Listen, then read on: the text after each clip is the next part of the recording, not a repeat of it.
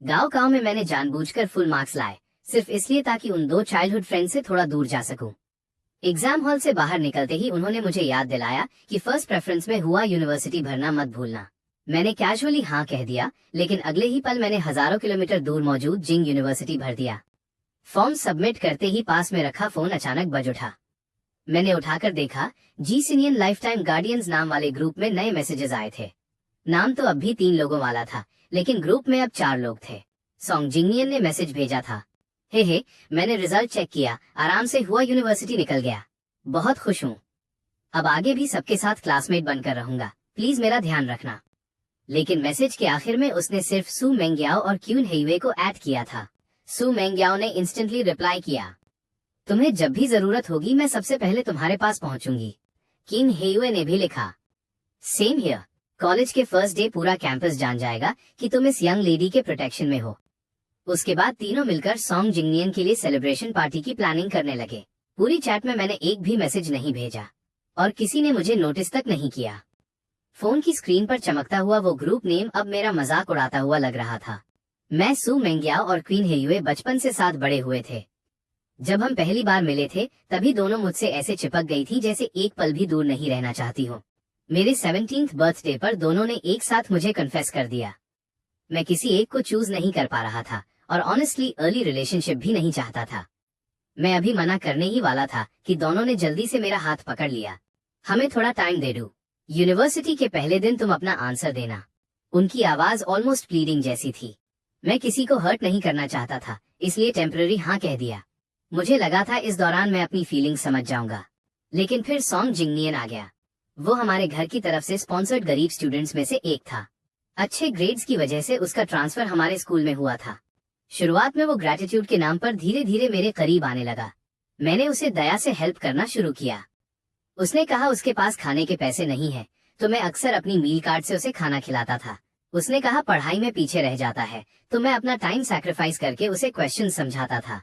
उसने कहा उसका कोई दोस्त नहीं है, तो मैं उसे सू मेंग्याओ और क्यून हेयुए से मिलवाकर अपने सर्कल में ले आया। लेकिन मुझे क्या पता था कि सिर्फ 3 महीनों में वो धीरे धीरे मेरी जगह ले लेगा। जब मैंने ग्रुप में चारों लोग हुआ यूनिवर्सिटी जाएंगे वाली बात देखी तो बस ठंडी हंसी आ गई। मैंने फोन रख दिया और घर में मौजूद सू मेंग्याओ और क्वीन हेयुए से जुड़ी सारी चीजें निकालकर फेंकनी शुरू कर दी। कुछ ही देर में पूरा एक बड़ा कार्टन भर गया। जब मैं वो सामान नीचे गार्बेज एरिया में फेंकने गया तभी सामने से पार्टी से लौटती हुई सू मेंग्याओ और किन हेयुए दिख गईं। उनकी नजर सीधा उस सफेद वेल पर पड़ी। बचपन में हम घर घर खेलते थे। दोनों हमेशा मेरी ब्राइड बनना चाहती थीं और उसी बात पर लड़ पड़ती थीं। आखिर में मैंने दोनों के दिए हुए वेल रख लिए थे, तब जाकर मामला शांत हुआ था। लेकिन तब भी उन्होंने कहा था, जब फ्यूचर में शादी होगी तो दूसरे वाले का वेल फेंकना पड़ेगा। मैंने उस समय इनोसेंट होकर पूछा था, तुम दोनों को कैसे पता कि मैं बड़ा होकर तुम दोनों में से किसी एक से ही शादी करूंगा? दोनों तुरंत नाराज हो गई थी और इंसिस्ट करने लगी कि मुझे उनमें से किसी एक को चुनना ही पड़ेगा। लेकिन आज मैंने सिर्फ वेल ही नहीं, उनसे जुड़ी हर चीज फेंक दी थी। दोनों घबराकर तुरंत मेरी तरफ दौड़ी। क्यून हेयुए ने मेरा हाथ पकड़ लिया। तुम हमारे दिए हुए गिफ्ट्स क्यों फेंक रहे हो? क्या अभी भी उस बात से नाराज हो? हाँ, हमने तुम्हारे घर का पासवर्ड जी नियन को बताया था, लेकिन वो तुम्हारा दोस्त ही तो है। हमें लगा इसमें क्या प्रॉब्लम है। उसने अगर तुम्हारी चीजें यूज भी की तो हमने पैसे ट्रांसफर कर दिए थे ना। तुमने वो पैसे ले भी लिए थे। नॉर्मली हमेशा काम रहने वाली सू मेंग्याओ की आवाज भी हल्का कांप रही थी। सिनियन, इतनी सी बात पर इतना एंग्री होना ठीक है, लेकिन सब कुछ फेंक देना, इतना एक्सट्रीम होने की क्या जरूरत थी? मैंने उनकी तरफ देखा। मेरे लिए उनका ट्रस्ट तोड़ना छोटी बात था, लेकिन मेरा उनका सामान फेंकना उन्हें अनबेरेबल लग रहा था। अगर मैं उन्हें बता दूं कि मैंने सीक्रेटली अपनी यूनिवर्सिटी प्रेफरेंस बदल दी है सिर्फ हमेशा के लिए उनसे दूर जाने के लिए, तो शायद वो सच में पागल हो जाएंगी। मैंने फ्लैट टोन में कहा, मैं नाराज नहीं हूँ, बस इन चीजों में सीलन लग गई थी इसलिए फेंक दिया। दोनों ने ध्यान से मेरी आंखों में देखा। सच में नाराज नहीं हो? मैंने सिर हिला दिया। नहीं, वैसे भी फ्यूचर में हमारा कोई रिलेशन नहीं रहेगा, तो फिर गुस्सा रखने का क्या मतलब? ये सुनते ही दोनों विजिबली रिलैक्स हो गईं। अगर खराब हो गया था तो फेंक देना सही है, बाद में हम तुम्हारे लिए नया खरीद देंगे। मैंने कुछ नहीं कहा, बस हल्का सा हूँ बोलकर मुड़ गया। अगले कई दिनों तक सू मेंग्याओ और किन हेयुए मुझसे मिलने नहीं आई, लेकिन सॉन्ग जिंगनियन के लगातार अपडेट से मुझे सब पता चल रहा था। वे दोनों उसके साथ उसके ग्रेजुएशन विश लिस्ट पूरी कर रही थीं। पहली बार अम्यूजमेंट पार्क जाना, प्लानिटेरियम देखना, बुक्स में पड़ी हुई ग्रेट वॉल को अपनी आंखों से देखना, वे दोनों हर जगह उसके साथ थीं। मैं हर पोस्ट देखता और कभी कभी कैजुअली लाइक भी कर देता। फिर एक दिन मेरी जिंग यूनिवर्सिटी की एडमिशन लेटर आ गई। मैंने अभी उसे रखी था कि डोरबेल बज गई। दरवाजा खोलते ही सामने सू मेंग्याओ और किन हेयुए थीं। सिनियन, हमारी एडमिशन लेटर्स आ गईं। तुम्हारी आई क्या? चलो साथ में लेने चलते हैं, मैंने शांत आवाज में कहा। जरूरत नहीं, मेरी ऑलरेडी आ चुकी है। इतना कहकर मैं दूर बंद करने लगा, लेकिन सू मेंग्याओ ने जल्दी से दूर पकड़ लिया। रुको, मैंने रेस्टोरेंट बुक किया है, चलो साथ में डिनर करके सेलिब्रेट करते हैं। नीड नहीं है, कुछ दिनों बाद वैसे भी क्लासमेट्स रियूनियन है, तब मिल लेंगे। मैंने बिना पीछे देखे दरवाजा बंद कर दिया। बाहर खड़ी दोनों एक दूसरे को कंफ्यूज्ड एक्सप्रेशन से देखने लगी। 3 दिन बाद क्लास रियूनियन था। मैं जैसे ही पहुंचा, कई क्लासमेट्स ने मेरे पीछे झांक कर देखा, फिर डिसअपॉइंटेड होकर बोले, अरे सिनियन, कीन ब्यूटी और सू टॉप स्टूडेंट कहाँ हैं? वो तो हमेशा तुम्हारे पीछे पीछे घूमती थी ना। हाँ, सुना है तुम तीनों हुआ यूनिवर्सिटी में सेलेक्ट हुए हो। फर्स्ट डे तुम्हें उनमें से किसी एक को चूज भी करना है। डिसाइड कर लिया किसे चुनोगे? मैं जवाब देता उससे पहले ही कुछ लोग जो हमेशा मुझे टारगेट करते थे हंस पड़े। चूज? अब उसके पास कोई ऑप्शन बचा भी है? सू मेंग्याओ और किन हेयुए अब सॉन्ग जिंगनियन को ज्यादा पसंद करती हैं। इतना ऑब्वियस होने के बाद भी तुम लोग समझ नहीं रहे? पूरा ग्रुप हंसने लगा। उन्हें लगा था मैं एंग्री हो जाऊंगा, लेकिन मैंने एक नजर तक उनकी तरफ नहीं डाली।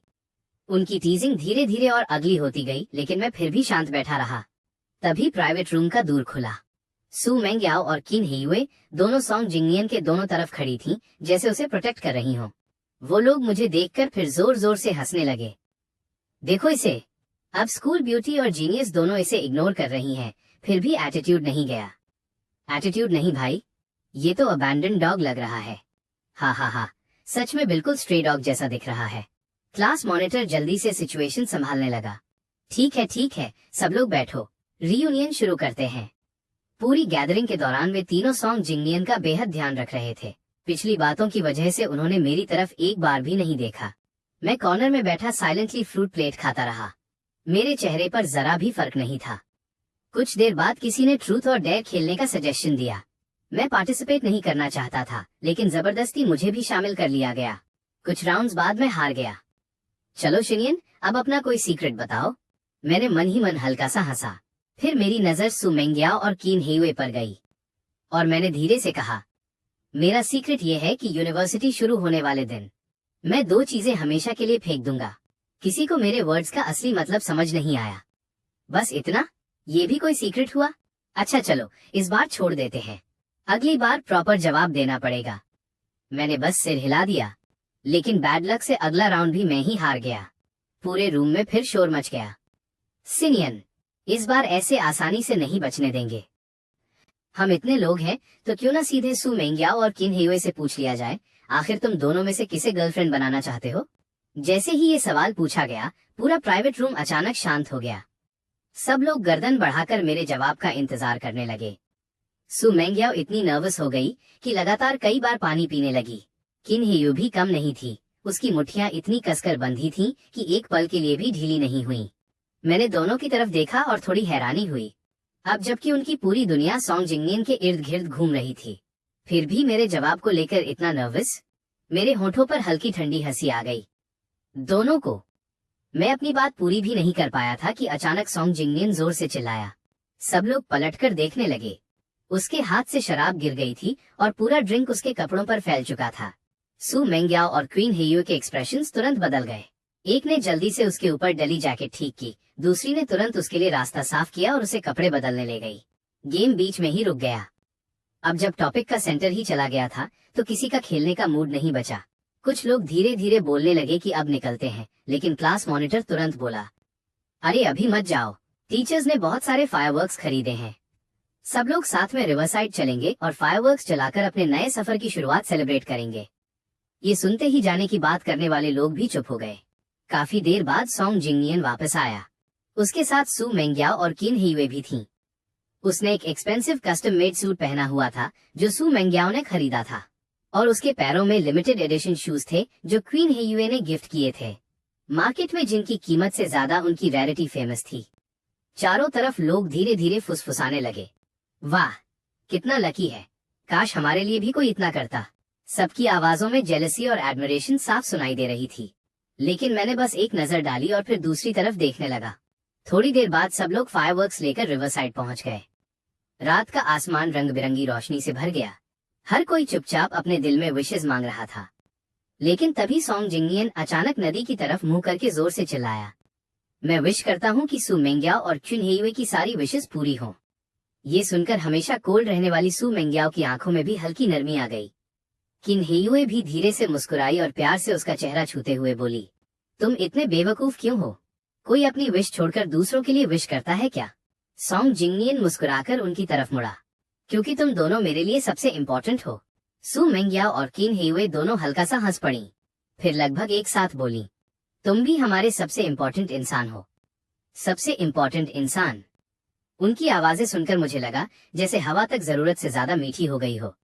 मैं अब उनके पास एक सेकंड भी नहीं रुकना चाहता था, इसलिए मैं चुपचाप वहां से हटकर दूर एक कोने में चला गया और अकेले फायरवर्क्स देखने लगा। सॉन्ग जिंगनियन ने मुझे नोटिस कर लिया।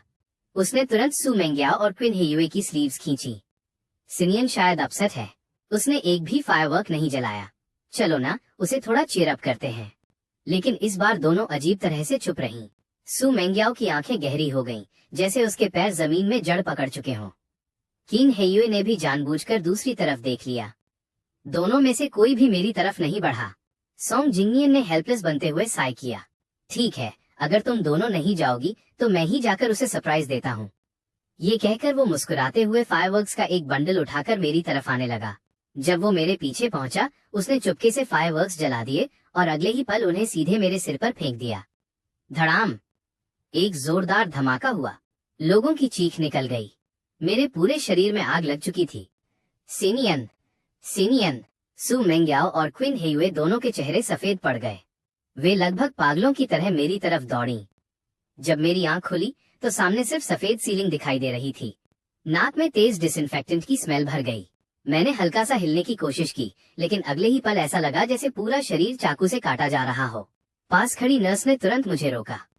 मत हिलिए, आपके शरीर पर काफी सीरियस बर्न्स हैं। गुड थिंग ये है कि आपको समय पर हॉस्पिटल ले आए, इसलिए स्किन बच गई, वरना इतने हैंडसम चेहरे पर परमानेंट स्कार्स पड़ जाते। मुझे बेहोश होने से पहले का सीन याद आ गया और दिल के अंदर ठंड उतर गई। मैं सच में नहीं समझ पा रहा था, कोई इंसान इतना क्रूअल कैसे हो सकता है। मैं कुछ बोलना चाहता था, लेकिन दर्द इतना था कि आवाज तक नहीं निकल रही थी। तभी नर्स फिर बोली, वैसे आपको दो बहुत खूबसूरत लड़कियां हॉस्पिटल लेकर आई थीं। जब आपको लाया गया था तब आप अनकॉन्शियस थे, इसलिए आपने नहीं देखा। दोनों लिटरली पैनिक कर रही थीं। जितने दिन आप कोमा में थे, उतने दिन वो दोनों भी ऑलमोस्ट यहीं रुकी रहीं। अभी मुश्किल से उन्हें रेस्ट करने भेजा गया है। चाहे तो मैं उन्हें बुला दूं? अगर उन्हें पता चला कि आप जाग गए हैं तो वो बहुत खुश होंगी। मैंने तुरंत रोक दिया, नहीं, मैं सू मेंग्याओ और किन हेयुए से नहीं मिलना चाहता। नर्स ने सिर हिलाया और मेडिसिन ट्रॉली लेकर बाहर चली गई। लेकिन ज्यादा देर नहीं बीती थी कि दोनों भागती हुई मेरे रूम में आ गईं। नॉर्मली दोनों को क्लेanलीनेस ऑब्सेशन था, लेकिन आज उनकी आंखों के नीचे डार्क सर्कल्स थे। कपड़े भी कई दिनों से बदले नहीं लग रहे थे। उनकी आंखों में सिर्फ दर्द और गिल्ट था। मुझे जागा देखकर उनकी आवाज कांप गई। सिनियन, तुम ठीक हो? सॉरी, हम तुम्हें प्रोटेक्ट नहीं कर पाए। मैं कुछ कहता उससे पहले सू मेंग्याओ ने जल्दी से एक मोटा बंडल मेरी तरफ बढ़ाया। वो हाथ से लिखी हुई अपॉलॉजी लेटर्स थीं। सिनियन, मुझे पता है तुम्हें बहुत दर्द हो रहा है। इस बार गलती सच में सॉन्ग जिंगनियन की थी, लेकिन उसने जानबूझकर नहीं किया। तुम जितने दिन अनकॉन्शियस थे, वो भी उतने दिन गिल्ट में रहा। वो हर समय यही सोचता रहा कि तुमसे माफी कैसे मांगे। प्लीज, उसे फॉरगिव कर दो। उसकी बात सुनते ही मेरी हथेलियां गुस्से से लाल हो गईं। जला मैं हूं और उसके गिल्टी होने की जिम्मेदारी भी मुझे ही उठानी पड़ेगी? सू मेंग्याओ घबरा गई। ना, नहीं, मेरा वो मतलब नहीं था। जिंगनियन बस तुमसे अपॉलॉजी करना चाहता है। मैंने उसकी बात काट दी। अपॉलॉजी चाहिए? ठीक है, उसे यहाँ लाओ और फिर उसे भी बिल्कुल मेरे जैसी चोट पहुंचाओ। मैंने आंखें बंद कर ली। मैं उनका चेहरा तक नहीं देखना चाहता था। क्यून हेयू ने धीरे से भौहें सिकोड़ ली। उसने अपनी आवाज सॉफ्ट रखने की कोशिश की। सिनियन, इतना अनरीजनेबल मत बनो। जिंगनियन सच में बहुत गिल्टी फील कर रहा है। गिल्टी? मेरी हंसी निकल गई। लेकिन आंखों से आंसू बह निकले। अगर उसकी हालत देखकर तुम्हें इतना दर्द हो रहा है तो फिर उसके पास जाओ ना। मेरे हॉस्पिटल रूम में क्या कर रही हो? दोनों एक दूसरे को देखने लगी। उन्हें समझ आ गया था कि अभी वो कुछ भी कहें, मैं नहीं सुनूंगा। किन हेयुए ने धीरे से कहा, सिनियन, मैंने पूरे शहर के बेस्ट डॉक्टर्स अरेंज किए हैं, तुम्हारे शरीर पर स्कार्स नहीं रहेंगे। Don't worry. सू मेंग्याओ भी तुरंत बोली, मैंने सू फैमिली के बॉडीगार्ड्स यहाँ छोड़ दिए हैं, तुम्हें जो चाहिए उनसे कह देना, हम रोज तुम्हें देखने आएंगे। इतना कहकर दोनों ने मुझे एक लंबी नजर से देखा और फिर चुपचाप बाहर चली गईं। दरवाजा बंद होते ही मैं दर्द से दांत भींचकर जोर जोर से सांस लेने लगा। होश आने के बाद एनेस्थीसिया का असर खत्म हो चुका था। पूरा शरीर ऐसा लग रहा था जैसे हजारों चाकू एक साथ काट रहे हों। पता नहीं कितना समय बीत गया, फिर अचानक वार्ड का दरवाजा खुला। शिनयान, माँ और पापा भागते हुए अंदर आए। बहुत दर्द हो रहा है ना? बस इतना सुनना था। मैं इतने समय से रोना रोक रहा था, लेकिन अब खुद को संभाल नहीं पाया। आंसू लगातार बहने लगे। माँ ने मुझे बहुत सावधानी से गले लगा लिया। उनकी आंखों में इतना दर्द था कि मैं खुद नजर नहीं मिला पा रहा था। पापा का चेहरा पूरी तरह काला पड़ चुका था। उन्होंने गुस्से में जोर से टेबल पर हाथ मारा। सच में हमने घर में सांप पाल लिया। वो सॉन्ग जिंगने जानबूझकर ऐसा किया है। आज से उसकी सारी फाइनेंशियल सपोर्ट बंद, और हम उसके खिलाफ हर पॉसिबल लीगल एक्शन लेंगे। काफी देर बाद जाकर मेरा मूड थोड़ा स्टेबल हुआ, लेकिन वर्क की वजह से माँ पापा को भी वापस जाना पड़ा। रूम फिर से खाली और शांत हो गया, लेकिन इस बार मुझे पहले जैसी लोनलीनेस महसूस नहीं हुई। मैं हॉस्पिटल में काफी लंबे समय तक एडमिट रहा। सू मेंग्याओ और किन हेयुए लगभग हर दिन मुझे देखने आती थी, लेकिन मैं हर बार मिलने से मना कर देता। आखिर में दोनों रोज गिफ्ट्स और सप्लीमेंट्स रूम के बाहर रख जाती, इस उम्मीद में कि कोई नर्स अंदर पहुंचा देगी, लेकिन हर बार मैं वो चीजें ड्यूटी नर्सेस को दे देता। ऐसे ही समय बीतता गया और आखिरकार डिस्चार्ज वाले दिन सू मेंग्याओ और क्विन हेयुए मुझे लेने अस्पताल पहुंची। शिनयन, तुम्हारे मॉम डैड बाहर बिजनेस ट्रिप पर हैं, इसलिए हम तुम्हें लेने आए हैं। मैंने उनकी तरफ देखा तक नहीं, सीधे दूसरी दिशा में मुड़कर जाने लगा, लेकिन सू मेंग्याओ ने अचानक मेरा हाथ पकड़ लिया। उसका चेहरा थोड़ा भारी हो गया था। सिनियन, सिर्फ इसलिए कि तुम अपसेट हो, हमने काफी समय से सॉन्ग जिंगनियन से भी नहीं मिले। तुम उसे डिसलाइक करते हो, वो समझ आता है, लेकिन तुम हमारे साथ भी इतना डिस्टेंट क्यों हो गए हो? उसकी बात सुनकर मुझे हंसी आ गई। मैं डिस्टेंट हुआ हूँ? या फिर तुम लोगों ने स्टेप बाय स्टेप मुझे अपनी दुनिया से बाहर धकेला है? मैं बस हल्का सा हंसा और कोई जवाब नहीं दिया। तभी क्विन हेयुई अपनी कार लेकर सामने आकर खड़ी हो गई। उसने सीधे रास्ता ब्लॉक कर दिया। अगर तुम कार में नहीं बैठे तो हम यहीं खड़े रहेंगे, और मैं गारंटी देती हूँ इस रोड पर एक भी गाड़ी आगे नहीं जा पाएगी। जैसे उसकी बात साबित करने के लिए पीछे से एक कार ने हॉर्न बजाया, फिर दूसरी, फिर तीसरी। कुछ ही सेकंड में पूरा रास्ता नॉइजी हो गया। मैं ट्रैफिक डिस्टर्ब नहीं करना चाहता था, इसलिए आखिरकार कार में बैठ गया। लेकिन जैसे ही मैं अंदर बैठा, दोनों ने मुझे खुश करने की कोशिश शुरू कर दी। सिनियन देखो, क्विन हेयू ने चमकती आंखों से पेस्ट्री बॉक्स मेरी तरफ बढ़ाया। ये तुम्हारी फेवरेट बेकरी की स्वीट्स हैं, तुम्हें हमेशा खाना था ना? मैंने बहुत लंबी लाइन में लगकर खरीदी हैं। वो बिल्कुल उस पपी जैसी लग रही थी जो अपने ओनर से प्रेज चाह रहा हो, लेकिन मैंने ठंडे स्वर में मना कर दिया। अब पसंद नहीं है, बहुत स्वीट लगता है। मेरे जवाब के बाद कुछ पल के लिए उसकी आंखों की चमक फीकी पड़ गई। तभी सू मेंग्याओ ने एक ब्यूटीफुली पैक्ड मेडिसिन बॉक्स मेरी तरफ बढ़ाया। कोई बात नहीं अगर तुम्हें स्वीट्स पसंद नहीं रही, ये ऑइंटमेंट मैंने विदेश के फेमस मेडिकल प्रोफेसर से मंगवाई है, तुम्हारे बर्न्स जल्दी हील होंगे। मैंने वो भी वापस उसकी तरफ सरका दिया। जरूरत नहीं, हॉस्पिटल की मेडिसिन काफी हैं। उसके बाद चाहे दोनों कितना भी केयर दिखाती रहीं, मैं हर चीज रिजेक्ट करता गया। तभी अचानक मुझे सीट के बीच कुछ दबा हुआ महसूस हुआ। मैंने निकाल कर देखा, एक फोल्डेड पेपर था। उस पर लिखा था, जिंगनियंस एक्सक्लूसिव राइड। मैं अनायास हंस पड़ा। क्वीन हेवी का चेहरा तुरंत बदल गया। उसने जल्दी से वो पेपर छीना और जोर से फाड़ दिया। सिनियन, गलत मत समझना, पिछली बार मैं गेम हार गई थी, इसलिए पनिशमेंट में। उसकी जल्दबाजी देखकर साफ लग रहा था कि वो डेस्परेटली चाहती थी कि मैं मिसअंडरस्टैंड न करूं, लेकिन मुझे सच में कोई फर्क नहीं पड़ा। मैंने बस हल्की सी मुस्कान के साथ कहा, मुझे क्या? फिर आंखें बंद कर ली। मेरे इंडिफरेंट रिएक्शन से किन्हीवे का एक्सप्रेशन तुरंत बदल गया। कैसे मुझे क्या? क्या तुम्हें याद नहीं? तुमने प्रॉमिस किया था। कॉलेज के फर्स्ट डे तुम्हें हम दोनों में से किसी एक को चूज करना था। सू मेंग्याओ की शांत आंखों में भी हलचल हुई। उसने धीमे स्वर में पूछा। तो डिसाइड कर लिया? मैंने दोनों की तरफ देखा। ये सवाल तुम लोगों को सॉन्ग जिंगनियन से पूछना चाहिए। दोनों के चेहरे इंस्टेंटली बदल गए। क्यों पूछेंगे उससे? हमारा उसके साथ वैसा कोई रिलेशन नहीं है। सिनियन, क्या तुमने कुछ गलत समझ लिया है? लेकिन मैंने फिर से आंखें बंद कर ली। मैं अब उनकी एक्सप्लेनेशन सुनना नहीं चाहता था। दोनों भी चुप हो गईं। उन्होंने एक दूसरे को देखा।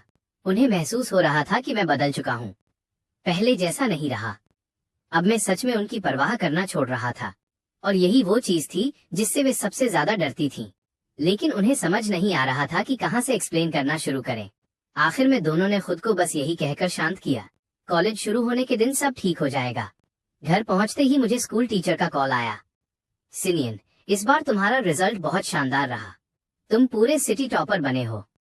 स्कूल चाहता है कि तुम वापस आकर जूनियर्स को स्पीच दो और स्टडी एक्सपीरियंस शेयर करो। मैं कुछ सेकंड के लिए चुप हो गया। अगर मैं स्पीच देने गया तो यूनिवर्सिटी प्रेफरेंस बदलने वाली बात छिपी नहीं रहेगी। लेकिन आखिरकार मैंने हाँ कह दिया। वैसे भी ये बात एक न एक दिन सबको पता चलनी ही थी। मैं सिर्फ अननेसेसरी ड्रामा अवॉइड करने के लिए इसे छिपा रहा था। लेकिन अब सब तय हो चुका था। वे लोग चाहे जितना पैनिक करें, कुछ बदल नहीं सकता था। और ऑनेस्टली मैं जूनियर्स को कुछ यूजफुल स्टडी टिप्स देना चाहता था। उस दिन के बाद मैंने पूरी सीरियसनेस से अपनी स्पीच प्रिपेयर करनी शुरू कर दी। लेकिन जिस दिन मुझे स्टेज पर जाना था, उससे ठीक पहले सू मेंग्याओ और किन हेयुए ने मुझे रोक लिया। किन हेयुए थोड़ी ऑकवर्ड होकर बोली, सिनियन, इस बार तुम्हें स्टेज पर जाने की जरूरत नहीं है। चलो ना, कहीं बाहर चलते हैं, खाना खाते हैं, या जहां तुम्हारा मन हो। मैंने कंफ्यूजन से पूछा। मतलब?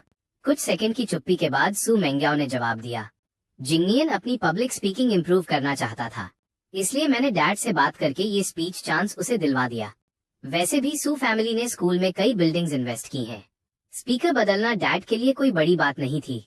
उसी समय स्टेज से एक फेमिलियर आवाज सुनाई दी। मैंने ऊपर देखा। सॉन्ग जिंगनियन ऑलरेडी मंच पर खड़ा था। सू मेंग्याओ और क्वीन हेयुए दोनों मेरी तरफ नर्वस होकर देखने लगी। उन्हें लग रहा था मैं अभी एक्सप्लोड कर जाऊंगा। लेकिन काफी देर तक मैं बस उसे देखता रहा। मेरे चेहरे पर ना गुस्सा था, ना डिसअपॉइंटमेंट। आखिर में मैं बस हल्का सा मुस्कुराया और बिना कुछ बोले वहां से चला गया। कितना अफसोस है, सू मेंग्याओ, चिन हेयुए, तुम दोनों ने आखिरी मौका भी खो दिया। वो आखिरी मौका जब तुम सच जान सकती थी। कॉलेज शुरू होने वाले दिन मॉम डैड खासतौर पर वापस आए। माँ बार बार मेरे सामान की चेकिंग कर रही थी।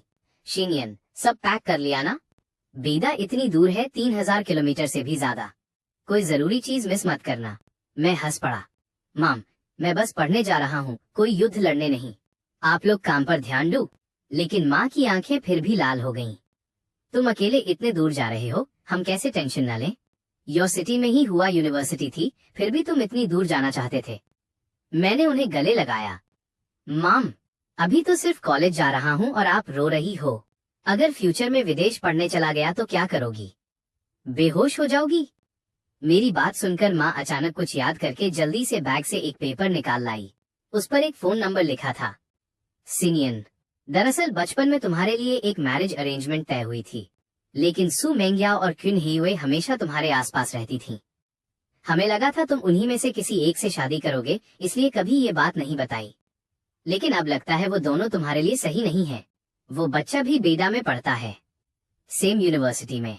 अब वैसे अरेंज मैरिज जैसी चीजें कौन सीरियसली लेता है, लेकिन अगर तुम दोनों की वाइब मिल जाए तो ठीक है। नहीं भी मिली तो कम से कम जरूरत पड़ने पर वो तुम्हारी मदद कर देगा।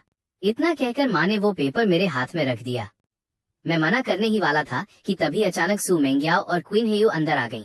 अंकल आंटी, आप लोग टेंशन मत लीजिए, हम सिनियन का अच्छे से ध्यान रखेंगे। कमरे में मौजूद हर इंसान समझ गया था कि उन्होंने बात गलत समझ ली है। उन्हें लगा पेरेंट्स उन्हीं दोनों की बात कर रहे थे, लेकिन किसी ने सच्चाई नहीं बताई। मैंने शांति से वो पेपर अपनी पॉकेट में रख लिया। मॉम डोंट वरी, समझ गया। माँ ने आंसू पोंछते हुए सिर हिला दिया। डैड की आंखें भी हल्की लाल हो चुकी थीं, लेकिन सू मेंग्याओ और क्वीन हेयुए कुछ समझ नहीं पाई। वे कंफ्यूज्ड होकर बोली, अंकल आंटी, हुआ यूनिवर्सिटी तो इसी सिटी में है। सिनियन हॉस्टल में रहेगा, लेकिन वीकेंड्स पर घर तो आ ही सकता है। अगर उसे घर की याद आई तो हम रोज उसे वापस ले आएंगे। मॉम डैड ने बस एक लंबी सांस ली, कुछ नहीं कहा। दोनों को अभी भी कोई अजीब बात महसूस नहीं हुई। वे तुरंत मेरे रूम में जाकर लगेज उठाने लगी। लेकिन अंदर जाते ही दोनों रुक गईं। सु मेंग्याओ ने हैरानी से पूछा, इतने कपड़े क्यों पैक किए हैं? कॉलेज तो इसी सिटी में है ना, कभी भी घर वापस आ सकते हो। मैंने कैजुअली जवाब दिया। मेरे कपड़े ज्यादा हैं। नॉर्मल बात है। किन हेयुए तुरंत हंसकर बोली, एग्जैक्टली। जितना मन हो ले चलो, बाकी बाद में वापस आकर भी ले सकते हैं। सु मेंग्याओ ने कुछ नहीं कहा। उसने चुपचाप एक सूटकेस उठाया। उसके नॉर्मली काम चेहरे पर आज हल्की नर्वसनेस थी। सिनियन, मेरी कार में चलो। कुछ सेकंड हेजिटेट करने के बाद उसने धीरे से कहा, मैंने तुम्हारे लिए कॉलेज में एक सरप्राइज तैयार किया है। लेकिन क्वीन हेयुए ने तुरंत सूटकेस उसके हाथ से खींच लिया। नहीं, मेरी कार में बैठेगा। मैंने भी सरप्राइज तैयार किया है। दोनों फिर से मुझे लेकर आर्ग्यू करने लगी। तभी अचानक किसी का फोन बजा। कॉल उठते ही दूसरी तरफ से सॉन्ग जिंगनियन की दर्द भरी आवाज आई, मेंग्याओ, हियू, मेरे साथ रास्ते में एक्सीडेंट हो गया। दोनों के चेहरे एक पल में बदल गए। क्या? तुम ठीक हो? कहाँ हो अभी? कहीं चोट तो नहीं लगी? फोन के दूसरी तरफ से उसकी कमजोर आवाज आई। मैं ठीक हूँ, बस बहुत डर गया हूँ।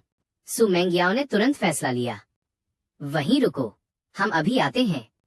किन हेयुए ने भी जल्दी से कहा, घबराओ मत, हम आ रहे हैं। कॉल कटने के बाद दोनों को जैसे अचानक मेरी याद आई, लेकिन उनके बोलने से पहले ही मैंने उन्हें रोक दिया। तुम दोनों को मुझे छोड़ने की जरूरत नहीं, मैं खुद चला जाऊंगा। सु मेंग्याओ कुछ कहना चाहती थी, लेकिन आखिर में सिर्फ इतना बोली, तो स्कूल पहुंचकर हमें मैसेज कर देना। मुझे कॉल करना मत भूलना।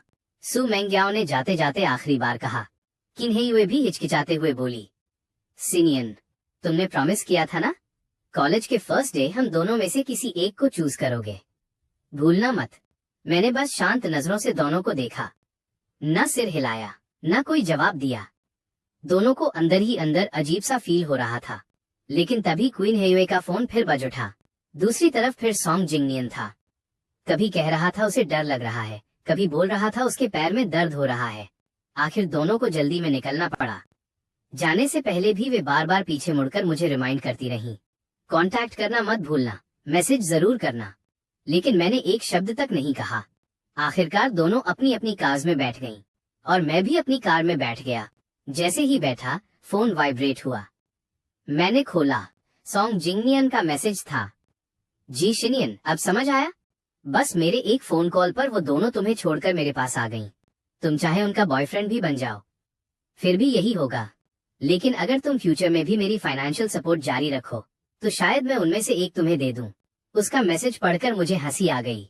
मैंने तुरंत रिप्लाई किया, जरूरत नहीं, ये दोनों अब मुझे नहीं चाहिए। दोनों तुम्हें गिफ्ट कर दिए। सेंड करते ही मैंने बिना हेजिटेशन उसे ब्लॉक कर दिया। फिर सु मेंग्याओ, फिर किन हेयुए। उसके बाद मैंने अपनी सिम कार्ड निकालकर 2 टुकड़ों में तोड़ दी, नई सिम डाली। फिर मॉम के दिए हुए पेपर से उस चाइल्डहुड एंगेजमेंट वाले नंबर को सेव किया। ड्राइवर ने एक्सेलरेटर दबाया। कार एयरपोर्ट की तरफ बढ़ने लगी, उस दिशा में जो सु मेंग्याओ और किन हेयुए की डायरेक्शन से बिल्कुल ऑपोजिट थी। विंडो के बाहर तेजी से भागते हुए शहर को देखते हुए मेरे होठों पर हल्की मुस्कान आ गई। इस बार मैं सच में नई जिंदगी शुरू करूंगा।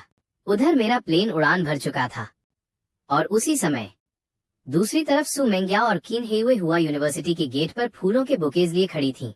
लेकिन जितना समय बीत रहा था, उनके चेहरे उतने ही डार्क होते जा रहे थे। जी फैमिली की कार कहीं दिखाई नहीं दे रही थी। उनके दिल में बेचैनी बढ़ती जा रही थी। अचानक दोनों के मन में एक डर उठा, क्या सिनियन सच में उनका कन्फेशन एक्सेप्ट नहीं करना चाहता? नहीं, शायद वो किसी दूसरे गेट से अंदर आ रहा होगा। दोनों ने खुद को समझाने की कोशिश की। वे उस दूसरे पॉसिबिलिटी के बारे में सोचने तक की हिम्मत नहीं कर पा रही थीं। उनके पीछे सजाए गए फ्लावर्स और गिफ्ट्स ने आसपास के स्टूडेंट्स का ध्यान खींच लिया। कुछ लोगों ने फोटोज लेकर स्कूल फोरम पर डाल दी। OMG, फर्स्ट डे पर इतनी ब्यूटीफुल गर्ल्स इतना बड़ा सेटअप लेकर किसे कन्फेस करने वाली हैं? मैं मर गया। आखिर वो लकी गाय कौन है? एक कोल्ड ब्यूटी है, दूसरी फायरी टाइप। कहीं दोनों सेम गाय को प्रपोज तो नहीं करने वाली? क्या वो अभी भी गेट पर हैं? मैं भी देखने जा रहा हूँ। फोरम पोस्ट वायरल होते ही भीड़ गेट की तरफ आने लगी। उधर सु मेंग्याओ लगातार मुझे कॉल कर रही थी, लेकिन हर बार सिर्फ अनआंसर्ड रिंग। क्वीन हेयुए का चेहरा पूरी तरह डार्क पड़ चुका था। उसने मुझे ब्लॉक कर दिया। मैं उससे कांटेक्ट ही नहीं कर पा रही। वो फोन को इतनी जोर से पकड़ रही थी कि लगता था अभी क्रश कर देगी। सू मेंग्याओ की ठंडी आंखों में भी इरिटेशन साफ दिख रही थी। मुझे भी ब्लॉक किया गया है। सिनियन कभी ऐसा नहीं करता। कुछ न कुछ जरूर हुआ है। उनके केयरफुली प्रिपेयर्ड गिफ्ट्स अब जमीन पर बेतरतीब पड़े थे। सू मेंग्याओ अचानक भागती हुई वापस जी फैमिली हाउस पहुंच गई। वहीं दूसरी तरफ क्यूनहेयुए कैंपस में पागलों की तरह मुझे ढूंढने लगी। कुछ देर बाद जी फैमिली का दूर फिर बजा। इस बार काफी देर बाद सर्वेंट ने दूर खोला। मिस सू, आपको कुछ चाहिए? सू मेंग्याओ कुछ सेकंड चुप रही, फिर धीमे स्वर में पूछा, सिनियन घर पर है? उसकी नजरें अंदर झांक रही थीं। सर्वेंट कंफ्यूज हो गया। लेकिन यंग मास्टर तो सुबह आपके साथ ही निकले थे, अब घर पर कैसे होंगे? सू मेंग्याओ ने हल्का सा हूं कहा। फिर पूछा, अंकल आंटी घर पर हैं? मुझे उनसे कुछ पूछना है। सर्वेंट ने ऑनेस्टली जवाब दिया। सर और मैडम तो आप लोगों के निकलने के बाद बिजनेस ट्रिप पर चले गए। आप उन्हें कॉल कर सकती हैं। दूर धीरे धीरे बंद होने लगा। सू मेंग्याओ वहीं खड़ी रह गई। उसने खुद से बुदबुदाया, अगर कॉल लग पाता तो अच्छा होता। उसकी आंखों में अचानक लोनलीनेस उतर आई। क्या जिनियन सच में उनसे बच रहा था? उन्होंने तो सॉन्ग जिंगनियन की सिचुएशन हैंडल करते ही सबसे पहले यूनिवर्सिटी पहुंचकर सरप्राइज प्रिपेयर किया था। फिर भी वे लेट कैसे हो गईं? बस थोड़ा सा और वे सब एक्सप्लेन कर सकती थीं। लेकिन अब सब कुछ हाथ से फिसल चुका था। उधर क्यूनहेयुए की हालत भी अच्छी नहीं थी। वो हर जगह लोगों से पूछ रही थी, क्या आपने जी शिनियन को देखा है? लेकिन हर कोई सिर हिलाकर मना कर देता। आखिर एक स्टूडेंट ने एडवाइस दिया, आप ऐसे कैंपस में ढूंढती रहेंगी तो कुछ नहीं मिलेगा। स्टूडेंट अफेयर्स ऑफिस या एकेडमिक ऑफिस जाकर चेक कीजिए ना, वहाँ तुरंत पता चल जाएगा। ये सुनते ही क्यूनहेयुए को जैसे रास्ता मिल गया। वो भागती हुई एकेडमिक ऑफिस पहुंची। टीचर, मेरा बॉयफ्रेंड इस यूनिवर्सिटी का फ्रेशमैन है, लेकिन उससे कांटेक्ट नहीं हो पा रहा। क्या आप चेक कर सकते हैं कि उसने एडमिशन रजिस्टर किया या नहीं? टीचर पहले हेजिटेंट था, लेकिन जैसे ही क्यूनहेयुए ने कैजुअली लाइब्रेरी डोनेट करने की बात कही, उसका चेहरा तुरंत खिल उठा। उसने सिस्टम में कई बार सर्च किया, लेकिन जी सिनियन नाम का कोई स्टूडेंट मिला ही नहीं, एक भी नहीं। टीचर खुद अनश्योर हो गया। मिस, आपको नाम सही याद है ना? क्यूनहेयुए तुरंत बोली, हाँ, बिल्कुल यही नाम है। अब टीचर की बारी थी नर्वस होने की। उसने बार बार सर्च किया, फिर आखिर में धीरे से बोला, मिस, जी सिनियन हमारे यूनिवर्सिटी के स्टूडेंट नहीं है। इस साल एडमिशन लिस्ट में उनका नाम नहीं है। सिस्टम गलत नहीं हो सकता। कहीं आपके बॉयफ्रेंड ने आपको झूठ तो नहीं बोला? अगर ऐसा है तो आपको तुरंत पुलिस कंप्लेंट करनी चाहिए। टीचर जेन्युइनली कंसर्न्ड होकर बोल रहा था, लेकिन क्यूनहेयुए को ऐसा लगा जैसे उसके कानों में बिजली गिर गई हो। हुआ यूनिवर्सिटी में जी शिनियन नहीं है। फिर वो गया कहाँ? उसके ग्रेड्स इतने अच्छे थे कि कोई भी टॉप यूनिवर्सिटी उसे हाथों हाथ लेती। फेल होना इम्पॉसिबल था। फिर आखिर क्या हुआ? उसका दिमाग पूरी तरह ब्लैंक हो गया।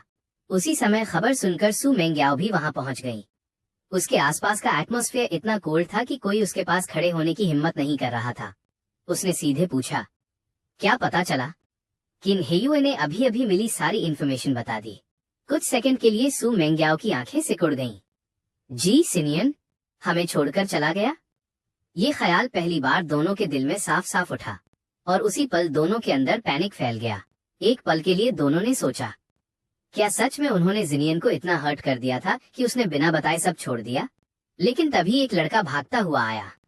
एक्सक्यूज मी, गेट पर एक लड़का आपके फ्लावर्स और गिफ्ट्स उठा रहा है। वो कह रहा है वो आपको जानता है। बारिश भी शुरू हो रही है, इसलिए जल्दी चलिए। ये सुनते ही दोनों ने एक दूसरे की तरफ देखा। उनकी आंखों में अचानक उम्मीद चमक उठी। क्या वो सिनियन है? क्या ये सब बस एक प्रैंक था? अगर वो सेम यूनिवर्सिटी में नहीं भी है तो भी कोई फर्क नहीं पड़ता, बस वो उनका कन्फेशन एक्सेप्ट कर ले। दोनों लगभग भागते हुए गेट की तरफ पहुंची। उनके दिल जोर जोर से धड़क रहे थे। लेकिन अगले ही पल जब वो लड़का फ्लावर्स लेकर पलटा, दोनों वहीं जम गईं। सॉन्ग जिंगनियन, क्यूनहेयुए और सू मेंग्याओ लगभग एक साथ बोल उठी, तुम यहाँ क्या कर रहे हो? सिनियन कहाँ है? सॉन्ग जिंगनियन पूरी तरह बारिश में भीग चुका था, लेकिन फिर भी वो अपनी बॉडी से फ्लावर्स और गिफ्ट्स को ढकने की कोशिश कर रहा था ताकि उन पर बारिश की एक बूंद तक न पड़े। मेंग्याओ, हेयू, तुम लोग आ गईं। मैं तुम्हारे गिफ्ट संभाल कर रख रहा था। सिनियन अभी तक क्यों नहीं आया? मैं बहुत देर से उसका इंतजार कर रहा हूँ। उसकी कमजोर कुपोषित बॉडी बारिश और हवा में कांप रही थी, फिर भी उसके चेहरे पर जिद्दी सॉफ्टनेस थी। लेकिन इस बार सू मेंगयाओ और क्वीन हेयुए के पास उसे नोटिस करने का भी मूड नहीं था। क्वीन हेयुए ने बेहद फीकी आवाज में कहा, इन चीजों को संभालने की जरूरत नहीं थी, तुम वापस चले जाओ, सिनियन नहीं आएगा। सू मेंगयाओ की नजर जमीन पर बिखरे फ्लावर्स पर टिक गई। उन्होंने कभी इमेजिन भी नहीं किया था कि आज का दिन इस तरह खत्म होगा। उनकी सारी उम्मीदें जैसे एक पल में टूट गई थीं। और इसलिए अब उनमें सॉन्ग जिंगनियन से पोलाइटली बात करने तक की एनर्जी नहीं बची थी। लेकिन सॉन्ग जिंगनियन अभी भी हार मानने को तैयार नहीं था। उसने गिफ्ट्स को कसकर पकड़ा और मुस्कुराकर उन्हें समझाने लगा, मेंगयाओ, हियू, इतना डिसअपॉइंटेड मत हो। सिनियन बस अभी कंफ्यूज्ड है, कुछ समय बाद वो जरूर समझ जाएगा। देखो ना, तुम लोगों ने कितने अच्छे गिफ्ट्स तैयार किए हैं, मुझे तो बहुत पसंद आए, सिनियन को भी जरूर पसंद आएंगे। लेकिन उसकी बातें इस बार दोनों के कानों तक पहुंच ही नहीं रही थीं। जो लड़कियां पहले उसके जरा सा भी भीगने पर परेशान हो जाती थीं, आज उसे बारिश में कांपते हुए देखकर भी कंप्लीटली इंडिफरेंट थीं। सू मेंगयाओ ने बेहद शांत लेकिन ठंडी आवाज में कहा, उसे पसंद नहीं आएगा, मैं उसके साथ बचपन से बड़ी हुई हूँ, उसके फीलिंग्स मैं तुमसे ज्यादा समझती हूँ। उसने यूनिवर्सिटी तक बदल दी, सिर्फ हमसे दूर जाने के लिए, और उसने हमें एक बार भी नहीं बताया। क्वीन हेयुए भी सिर झुकाए खड़ी थी, उसके पूरे शरीर से सैडनेस निकल रही थी। शायद उन्होंने शुरुआत से ही गलत तरीका चुना था। उन्हें लगा था कि अगर वे सॉन्ग जिंगनियन पर ज्यादा ध्यान देंगी तो जिनियन जेलस होगा, फिर वो सॉन्ग जिंगनियन से कम्पीट करेगा और आखिर में डिसाइड करेगा कि उन दोनों में से किसे चूज करना है। लेकिन उन्होंने कभी नहीं सोचा था कि जिनियन दोनों को ही छोड़ देगा। सू मेंगयाओ और क्वीन हेयुए की आंखों में गहरी खालीपन उतर आई। तभी अचानक सॉन्ग जिंगनियन ने दोनों गिफ्ट बॉक्सेस खोल दिए। उसने उनमें से कफलिंग्स और वॉच निकालकर पहन लिए, फिर दोनों के हाथ पकड़कर जोर से बोला, मेंगयाओ, हेयू, अगर सिनियन तुम्हारी फीलिंग्स नहीं समझ पाया तो मैं समझता हूँ, तुम लोग बहुत अच्छी हो। वो देख नहीं पाया, लेकिन मैं देखता हूँ। क्या तुम लोग कभी अपने आसपास खड़े इंसान को भी नोटिस करोगी? मैं भी बुरा नहीं हूँ। बारिश उसके कपड़ों को पूरी तरह भिगो रही थी, लेकिन वो ऑलमोस्ट कन्फेशन की तरह चिल्ला रहा था।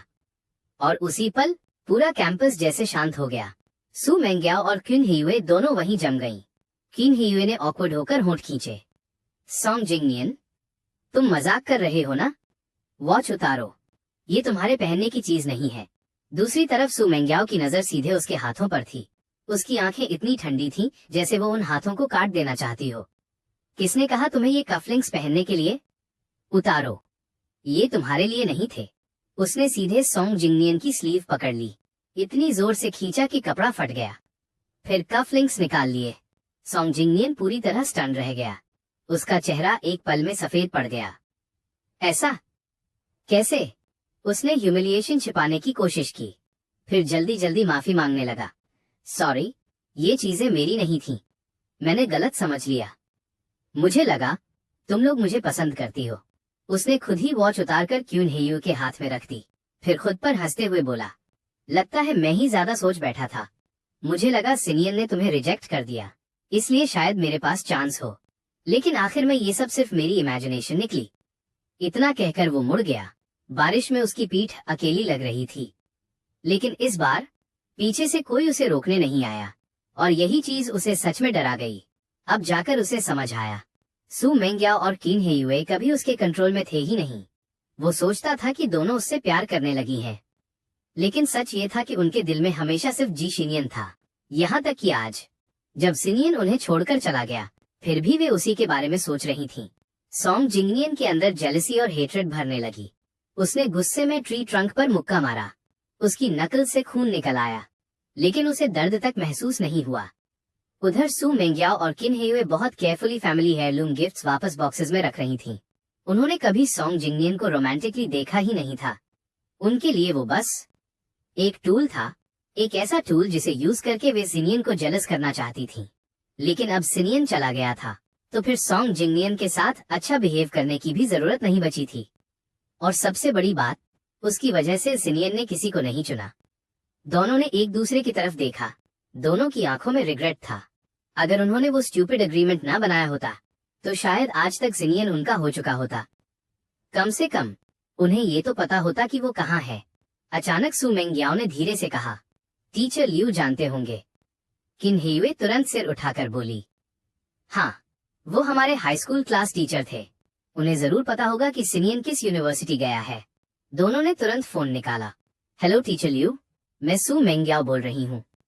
मैं पूछना चाहती थी, जी सिनियन किस यूनिवर्सिटी गया है?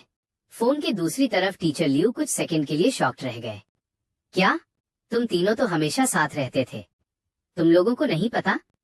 फिर उन्होंने कैजुअली कहा, जी शिनियन तो पेकिंग यूनिवर्सिटी गया है। वैसे हमें भी सरप्राइज हुआ था। इतने अच्छे रिलेशन होने के बावजूद वो तुम दोनों के साथ हुआ यूनिवर्सिटी में नहीं रुका। लेकिन एडमिशन फाइनलाइज हो चुका था, इसलिए हमने ज्यादा नहीं पूछा। क्लास ग्रुप में एडमिशन लिस्ट भी भेजी थी, तुम लोग देख लो। ये सुनते ही क्वीन हेयुए कांपते हाथों से क्लास ग्रुप खोलने लगी। कुछ देर बाद उनकी नजर उस लिस्ट पर टिक गई, जी शिनियन पेकिंग यूनिवर्सिटी। दोनों एकदम चुप हो गईं। उनका दिमाग खाली हो चुका था।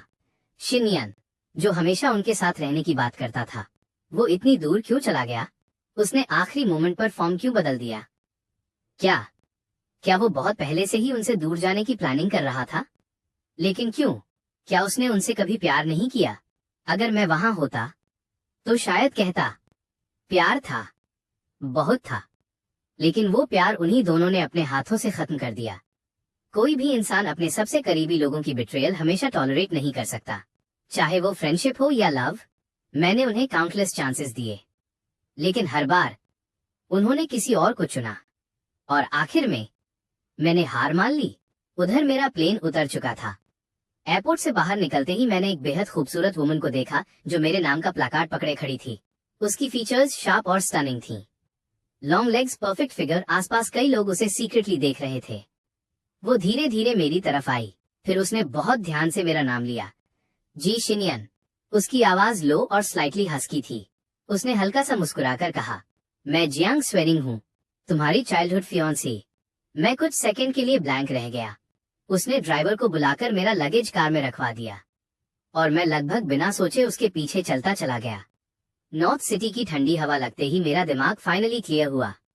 मैंने तुरंत पूछा, मैंने सही इंसान पहचाना है ना? तुम सच में वही हो जिसके बारे में मॉम ने बताया था? मेरे सवाल के तुरंत बाद उसने अपनी कोट उतारकर मेरे कंधों पर डाल दी। फिर उसने बैग से एक पुरानी फोटो निकाली। फोटो में मैं था। मैं ऑकवर्ड होकर हंस पड़ा। सॉरी, मुझे डाउट नहीं करना चाहिए था। जियांग स्वेनिंग हल्का सा मुस्कुराई। कोई बात नहीं, चलो यूनिवर्सिटी चलते हैं। मैं पेकिंग यूनिवर्सिटी के बिजनेस स्कूल में हूँ, फाइनेंस मैनेजमेंट मेजर। तुमसे 1 साल सीनियर हूँ। अगर कभी कोई प्रॉब्लम हो तो सीधे मेरे पास आना। फिर उसने फोन निकालकर QR कोड दिखाया। एडमी। मैंने जल्दी से स्कैन कर लिया। वो मुझे पर्सनली डॉम तक छोड़कर गई, यहाँ तक कि ड्राइवर से मेरा पूरा लगेज अंदर रखवाया। मैं मना भी नहीं कर पाया था कि उसने पहले ही बेड तक अरेंज करवा दिया। क्या मिसिंग है, क्या चाहिए? वो हर छोटी चीज नोटिस कर रही थी। मैं सच में थोड़ा ओवरवेल्म्ड हो गया। वो जरूरत से ज्यादा कंसिडरेट थी। कुछ पल के लिए मुझे इल्यूजन हुआ जैसे वो सच में मेरी गर्लफ्रेंड हो, लेकिन अगले ही पल मैं खुद को रियलिटी में वापस ले आया। सू मेंग्याओ और क्वीन हेयुए की वजह से अब मुझ में किसी पर पूरी तरह ट्रस्ट करने की हिम्मत नहीं बची थी। फिलहाल ऐसा डिस्टेंस ठीक था। मैंने पोलाइटली कहा, आज के लिए थैंक यू स्वेनिंग जी, बाद में ट्रीट दूंगा। जियांग स्वेनिंग ने मेरी दूरी नोटिस कर ली, लेकिन उसने कुछ नहीं कहा, बस हल्का सा मुस्कुराकर ठीक है कहा। उस रात मैं डॉर्म बेड पर गहरी नींद में सो गया। लेकिन हुआ यूनिवर्सिटी में। सू मेंग्याओ और क्वीन हेयुए दोनों की आंखों से नींद गायब थी। अब जबकि सिनियन वहां नहीं था, पूरी यूनिवर्सिटी उन्हें खाली लग रही थी। सू मेंग्याओ ने सारे क्लास एक्टिविटीज रिजेक्ट कर दिए, यहाँ तक कि मिलिट्री ट्रेनिंग तक कैंसिल करवाने की कोशिश की। फिर उसने बालकनी पर खड़े होकर अपने फादर को फोन लगाया। डैड, मैं ट्रांसफर होकर पेकिंग यूनिवर्सिटी जाना चाहती हूँ। फोन के दूसरी तरफ कुछ सेकंड साइलेंस रहा, फिर गुस्से से आवाज गूंजी, सू मेंग्याओ, क्या तुम पागल हो गई हो? यूनिवर्सिटी कोई हाई स्कूल नहीं होती कि जहाँ मन किया ट्रांसफर हो गए। मैं इसकी परमिशन कभी नहीं दूंगा। तुम जानती हो ना सू फैमिली की स्टेटस क्या है। तुम्हारा हर कदम केयरफुली उठना चाहिए। ट्रांसफर जैसी चाइल्डिश बातें दोबारा मत करना। अगर जाना ही है तो यूनिवर्सिटी छोड़ो। फिर से गाँव दो। इतना कहकर सू फादर ने सीधे फोन काट दिया। लाइन डेड हो गई। लेकिन सू मेंग्याओ को पहले से पता था कि यही होने वाला है। उसे बिल्कुल डिसअपॉइंटमेंट नहीं हुई, क्योंकि वो परमिशन नहीं मांग रही थी, सिर्फ इन्फॉर्म कर रही थी। उधर क्वीन हेयुए की हालत भी बिल्कुल ऐसी ही थी।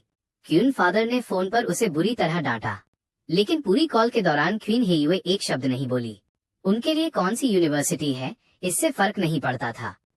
पहले उन्हें लगा था कि सिनियन हुआ यूनिवर्सिटी पसंद करता है, इसलिए वे उसे यहाँ लाईं, यहीं साथ पढ़ने का प्रॉमिस किया। लेकिन उन्होंने कभी इमेजिन नहीं किया था कि उनसे दूर जाने के लिए वो इतनी बड़ी डिसीजन ले लेगा। उस रात सू मेंग्याओ और किन हेयुए दोनों नहीं सोई। अगले दिन जब सारे फ्रेशमैन ओरिएंटेशन मीटिंग के लिए जा रहे थे, दोनों सीधा एकेडमिक अफेयर्स ऑफिस पहुंची। टीचर बार बार शॉक्ड होकर पूछ रहा था, हुआ यूनिवर्सिटी में आखिर कमी क्या है? तुम लोग विड्रॉल क्यों लेना चाहती हो? वो पूरी कोशिश कर रहा था कि ये दोनों टॉप स्टूडेंट्स यूनिवर्सिटी छोड़कर न जाएं। लेकिन सू मेंग्याओ ने कोल्ड टोन में जवाब दिया, टीचर, मेरे आईक्यू के साथ मैं किसी भी यूनिवर्सिटी में आसानी से एडमिशन ले सकती हूँ। जी सीनियन यहाँ नहीं है, तो मेरे रुकने की भी कोई वजह नहीं। किन हेयुए ने भी तुरंत कहा, सैम, गाओकाओ मेरे लिए मुश्किल नहीं है, मैं सीनियन से अलग नहीं रहना चाहती। टीचर पूरी तरह कंफ्यूज्ड हो गया। तभी ऑफिस के बाहर खड़ा सॉन्ग जिंगनियन ये सारी बातें सुन रहा था। उसे लगा था अब जबकि हुआ यूनिवर्सिटी में सिर्फ वो सू मेंग्याओ और किन हेयुए बचे हैं, तो शायद आखिरकार उसका चांस आ गया है। लेकिन उसने सपने में भी नहीं सोचा था कि वे दोनों जी शिनियन के लिए यूनिवर्सिटी तक छोड़ देंगी। वो अचानक अंदर भागा, मत जाओ मेंग्याओ, हेयू, प्लीज यूनिवर्सिटी मत छोड़ो, मैं तुम लोगों से अलग नहीं रहना चाहता। एक बार पीछे मुड़कर मुझे भी देख लो, मैं उससे कम नहीं हूँ और मैं तुम दोनों से उससे कहीं ज्यादा प्यार करता हूँ। उसकी आवाज ऑलमोस्ट बेगिंग जैसी हो चुकी थी। लेकिन उसकी कन्फेशन सुनते ही सू मेंग्याओ और क्वीन हेयू की आंखों में सिर्फ डिस्गस्ट बढ़ता गया। पूरा ऑफिस एकदम शांत हो गया। कुछ सेकंड बाद सू मेंग्याओ ने बर्फ जैसी आवाज में कहा, सॉन्ग जिंगनियन, तुम्हें याद है ना तुमने हमसे क्या प्रॉमिस किया था? ये सुनते ही उसका दिल धक से रह गया। अगले ही पल क्वीन हेयू उसे बाहर घसीट कर ले गई और चटाक, एक जोरदार स्लैप उसके चेहरे पर पड़ा। सॉन्ग जिंगनियन, हमारे बीच डील क्या थी भूल गए? तुम्हें सिर्फ एक्टिंग करनी थी ताकि जिनियन जेलस हो जाए। तुमने खुद प्रॉमिस किया था कि तुम हमारे लिए अननेसेसरी फीलिंग्स डेवलप नहीं करोगे, तभी हमने तुम्हें चुना था। उसकी आंखें गुस्से से लाल थीं। दूसरी तरफ सू मेंग्याओ की आवाज भी बर्फ जैसी ठंडी थी। तुम्हें कहा था कि तुम हमारी हेल्प करोगे जिनियन को परस्यू करने में, लेकिन तुमने क्या किया? हमारे ही हाथों जिनियन को हमसे दूर कर दिया और अब तुम हमसे कन्फेशन कर रहे हो। मैंने तुम्हें कितनी बार वार्निंग दी थी, हमारे लिए फीलिंग्स डेवलप मत करना। उनके हर शब्द जैसे सॉन्ग जिंगनियन को सजा दे रहे थे। उसका दिमाग सुन्न पड़ चुका था। इस दौरान वो उनके प्यार और अटेंशन में इतना डूब गया था कि वो ओरिजिनल एग्रीमेंट ही भूल गया। उसे आज भी याद था जब उसने पहली बार सू मेंग्याओ और किन हेयुए को देखा था। वो लिटरली स्टन रह गया था। फिर सिनियन बार बार उसे उनके करीब लाता रहा और सॉन्ग जिंगनियन ने अपनी आंखों से देखा वे दोनों सिनियन को कितनी इंपॉर्टेंस देती थीं, कितना केयर करती थीं। धीरे धीरे उसके अंदर ग्रीड पैदा हुई। उसने सोचा, अगर ये दोनों लड़कियां कभी उसी तरह उसे देखें, उसे चाहें, तो शायद वो दुनिया का सबसे खुश इंसान बन जाएगा। और उस समय सिनियन कितना मिजरेबल लगेगा। सिर्फ ये सोचकर ही उसे एक्साइटमेंट होती थी। वो सिनियन की जगह लेना चाहता था, इसीलिए उसने एक डेंजरस प्लान बनाया। उसने सू मेंग्याओ और क्वीन हेयुए के सामने पार्टनरशिप प्रपोज की। प्लान सिंपल था, वे दोनों उसके साथ क्लोज बिहेव करेंगी ताकि सिनियन जेलस हो और बदले में वो दोनों की हेल्प करेगा सिनियन को कन्फेस करवाने में ताकि उनका विश्वास जीत सके। उसने सीक्रेटली वो लव लेटर्स फेंक दिए जो दोनों ने जिनियन के लिए लिखे थे। फिर फेक हैंडराइटिंग में खुद के लिए लेटर्स तैयार किए। आज तक उसे याद था जब सिनियन ने उन लेटर्स पर सू मेंग्याओ और क्वीन हेयुए के नाम देखे थे, उसके चेहरे पर कितना शॉक था। और जैसा उसने सोचा था वैसा ही हुआ। सिनियन जेलस हो गया। उसने जाकर दोनों से सवाल किए। तब सू मेंग्याओ और किन हेयुए को लगा, हाँ, ये तरीका काम कर रहा है। इसलिए उन्होंने डिसाइड किया कि हुआ यूनिवर्सिटी के ओपनिंग डे पर वे सारी सच्चाई बता देंगी। लेकिन किसी ने नहीं सोचा था कि तब तक सिनियन का दिल पूरी तरह टूट चुका होगा और वो क्वाइटली यूनिवर्सिटी बदल देगा। सॉन्ग जिंगनियन अचानक हिस्टेरिकली हंसने लगा। हा हा हा हा हा। उसकी हंसी ऑलमोस्ट पागलों जैसी थी। अगर आज सच सामने नहीं आता तो शायद वो जिंदगी भर अपने फेक ड्रीम में जीता रहता। लेकिन अब उन दोनों की आंखों में सिर्फ कोल्डनेस थी, जैसे उन्होंने कभी उसे प्यार से देखा ही ना हो। उसने इंस्टिंक्टिवली हाथ बढ़ाया, जैसे उनके स्लीव्स पकड़ना चाहता हो, लेकिन क्वीन हेयुए ने तुरंत उसका हाथ झटक दिया। तुमने हमें धोखा दिया और सिनियन को हमसे दूर कर दिया। उसकी आवाज में डेंजरस वार्निंग थी। अगर वो क्वाइटली पीछे हट जाता तो शायद वे उसे तुरंत टारगेट नहीं बनाती, लेकिन अब उसने खुद उन्हें प्रोवोक कर दिया था। सू मेंग्याओ ने ठंडी आवाज में कहा, तुम्हें सबसे ज्यादा अपने फ्यूचर की चिंता रहती थी ना? अब सुनो, आज से तुम्हारी सारी फंडिंग बंद, और जो कुछ भी तुमने जिनियन के साथ किया है उसका हिसाब भी होगा। ये सुनते ही सॉन्ग जिंगनियन की हंसी टूट गई, उसकी आंखों से आंसू बह निकले। सू मेंग्याओ, चिन्हे युए, खुद को धोखा देना बंद करो। तुम लोगों के पास काउंटलेस चांसेस थे जिनियन को रोकने के, लेकिन हर बार तुमने उसे खुद दूर धकेला। वो तुमसे प्यार नहीं करता, सबसे ज्यादा प्यार मैं करता हूँ। मैं? वो हिस्टेरिकली चिल्ला रहा था, लेकिन दोनों की आंखों में सिर्फ कोल्ड इंडिफरेंस था। बस करो, सिनियन के दिल में अभी भी हमारे लिए फीलिंग्स हैं। इतना कहकर दोनों बिना पीछे देखे विड्रॉल प्रोसेस के लिए चली गईं। सॉन्ग जिंगनियन वहीं जमीन पर गिर पड़ा, उसका पूरा शरीर कांप रहा था। सिर्फ फंडिंग बंद होना ही उसके लिए मौत जैसा था। वो लग्जरी लाइफ का आदी हो चुका था, अब वापस गरीबी में लौटना उसके लिए इम्पॉसिबल था। बिना पैसे के सर्वाइवल तक मुश्किल था। पहली बार उसे सच में पछतावा हुआ। वो तुरंत बैंक भागा। उसने वो कार्ड्स निकाले जो सू मेंग्याओ और क्यून हेयुए ने उसे दिए थे। कैश निकालना है, जितना पॉसिबल हो उतना। उसके हाथ कांप रहे थे। पिन डालते हुए कई बार गलती हुई, लेकिन अगले ही पल एटीएम स्क्रीन पर मैसेज आया, कार्ड फ्रोजन। उसका चेहरा सफेद पड़ गया। इम्पॉसिबल, इतनी जल्दी कैसे? वो एक एटीएम से दूसरे एटीएम भागता रहा, लेकिन हर जगह सेम रिजल्ट, इम्पॉसिबल, इम्पॉसिबल। वो ऑलमोस्ट पागलों की तरह बड़बड़ाने लगा। आखिर वो सीधे बैंक काउंटर पर पहुंचा। उसने कार्ड्स पटक दिए। कैश दो, जो भी बैलेंस है सब निकालो। स्टाफ ने सिस्टम चेक किया, फिर पोलाइटली बोला, सॉरी सर, आपके दोनों कार्ड्स फ्रीज हो चुके हैं, विड्रॉल पॉसिबल नहीं है। ये सुनते ही उसकी टांगों से ताकत खत्म हो गई। वो वहीं जमीन पर बैठ गया। सब खत्म हो गया, सब।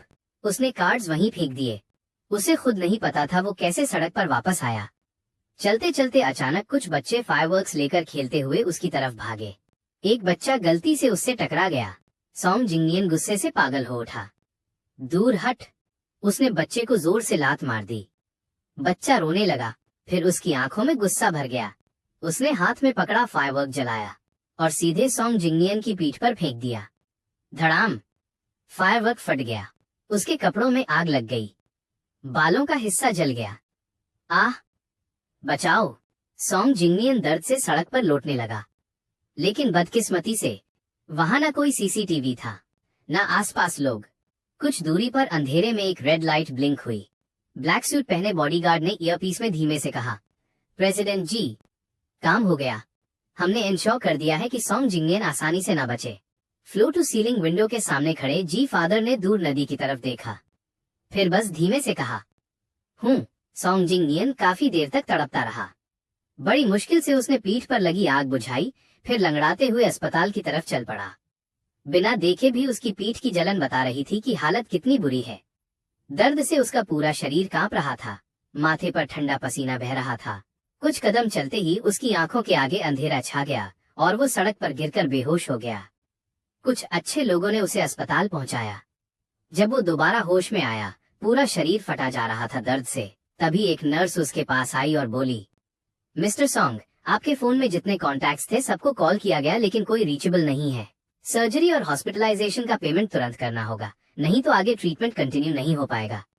दर्द से कराहते हुए सॉन्ग जिंगनियन ने कांपते हाथों से बार बार सू मेंग्याओ और चिन ह्यूयुए को फोन लगाया। अब उसके पास उनसे मदद मांगने के अलावा कोई रास्ता नहीं था। उसके अपने घर वाले तो उससे पैसे मांग ले, यही बहुत था। इलाज के लिए पैसे देना तो दूर की बात थी। न जाने कितनी कॉल्स के बाद आखिर फोन कनेक्ट हुआ। क्या बात है?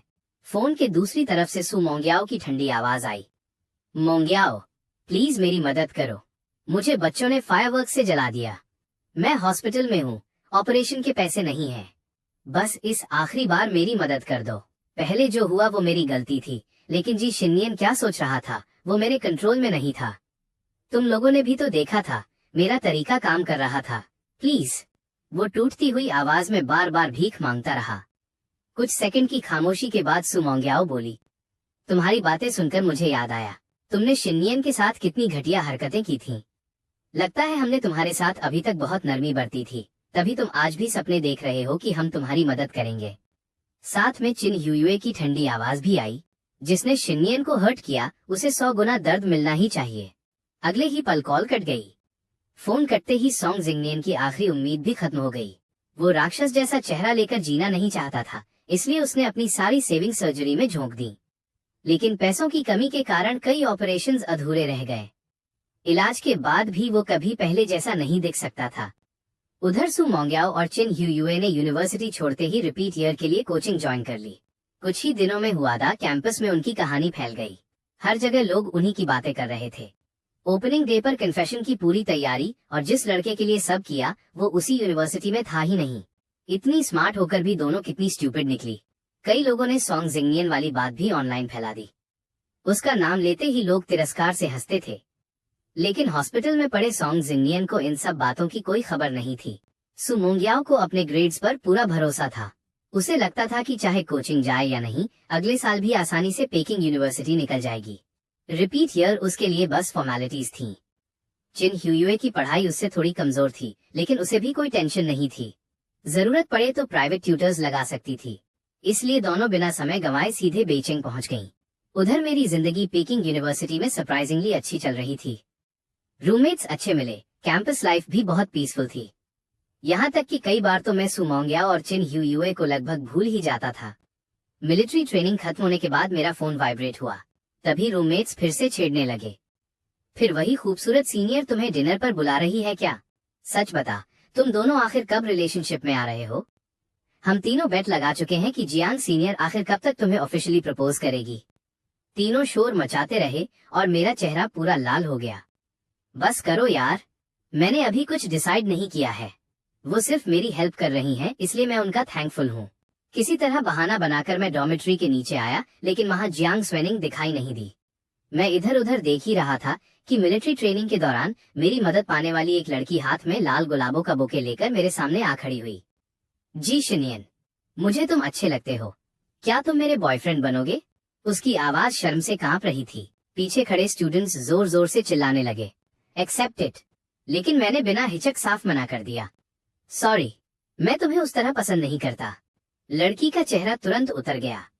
वह कुछ और बोलना चाहती थी, तभी पीछे से एक गर्म हथेली मेरे हाथ में आकर लिपट गई।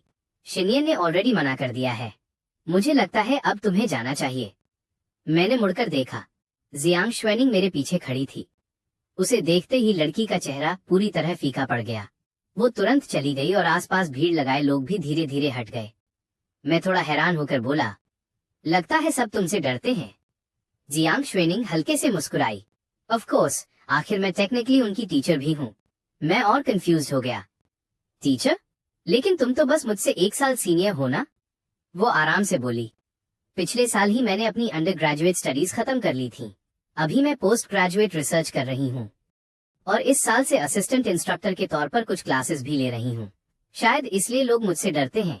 उसकी बात सुनकर मैं लिटरली शॉक्ड रह गया। किसी के लिए भी उसका रिज्यूमे किसी लेजेंड से कम नहीं था, लेकिन वो सब कुछ ऐसे कैजुअली बता रही थी जैसे कोई मामूली बात हो। मैंने हंसकर कहा, लोग तुमसे डरते नहीं होंगे, रिस्पेक्ट करते होंगे। जियांग श्वेनिंग बस मुस्कुरा दी। उसने सच नहीं बताया।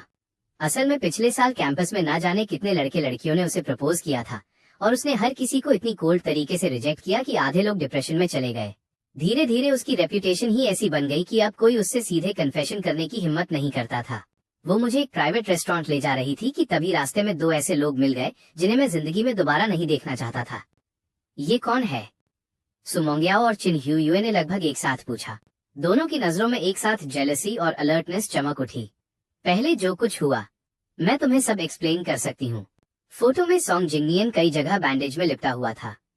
उसके शरीर पर खुले हुए घाव इतने डरावने थे कि कोई भी देखकर सहम जाए, लेकिन मुझे उससे कोई फर्क नहीं पड़ा। मैंने ठंडी आवाज में कहा, तो तुम लोग उसके लिए माफी मांगने आए हो? उसकी जरूरत नहीं है। मुझे नहीं लगा कि अब कोई एक्सप्लेनेशन बचा है। मैंने सीधे जियांग स्वेनिंग का हाथ पकड़ा और जाने का इशारा किया। तभी क्यून हेयुए ने जल्दी से मेरा दूसरा हाथ पकड़ लिया। नहीं, हम सॉन्ग जिंगनियन के लिए माफी मांगने नहीं आए। उसकी ये हालत उसी की वजह से हुई है। पहले हमें उसी ने धोखा दिया था, इसलिए हम तुम्हारे साथ इतने कोल्ड हो गए थे और उसी का साथ देते रहे। किन हेयुए और सू मेंग्याओ बारी बारी से पिछले दिनों की सारी बातें समझाने लगी, लेकिन उनकी बातों से मेरे दिल में जरा भी इमोशन नहीं आया। मुझे बस सब कुछ बेहद रिडिकुलस लगा। मैं हंस पड़ा। बस यही एक्सप्लेनेशन है तुम्हारी? कितना फनी है।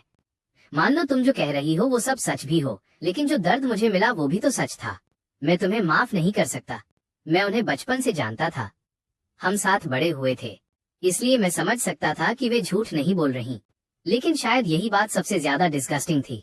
वे हर वक्त कहते रहे कि वे मुझसे प्यार करते हैं, और उसी प्यार के नाम पर पूरे 1 साल मुझे हर्ट करते रहे। कितनी मजाक की बात थी। मैं हंसते हंसते आंखों के किनारे आ गए आंसू पोंछने लगा।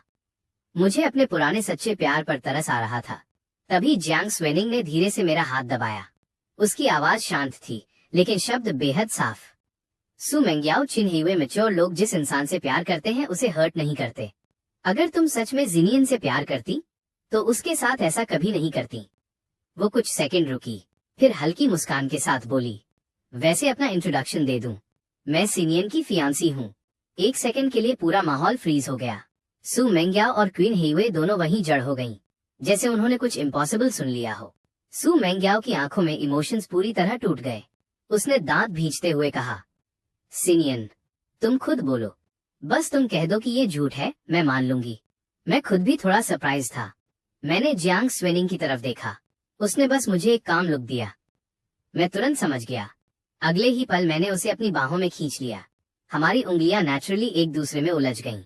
मैंने उनकी तरफ देखकर कहा, क्या हम इतने ऑब्वियस नहीं हैं? हमारे पेरेंट्स ने बचपन में ही एंगेजमेंट फिक्स कर दी थी। अब वो ऑफिशियली मेरी फियांसी है। क्यून हेयुए की आंखें तुरंत लाल हो गईं। नहीं, ऐसा नहीं हो सकता। सिनियन प्लीज, चाइल्डहुड एंगेजमेंट कोई रियल चीज नहीं होती। तुम बस हमें जेलस करने के लिए ये कर रहे हो। वो पागलों की तरह हमारे जुड़े हुए हाथ अलग करने लगी।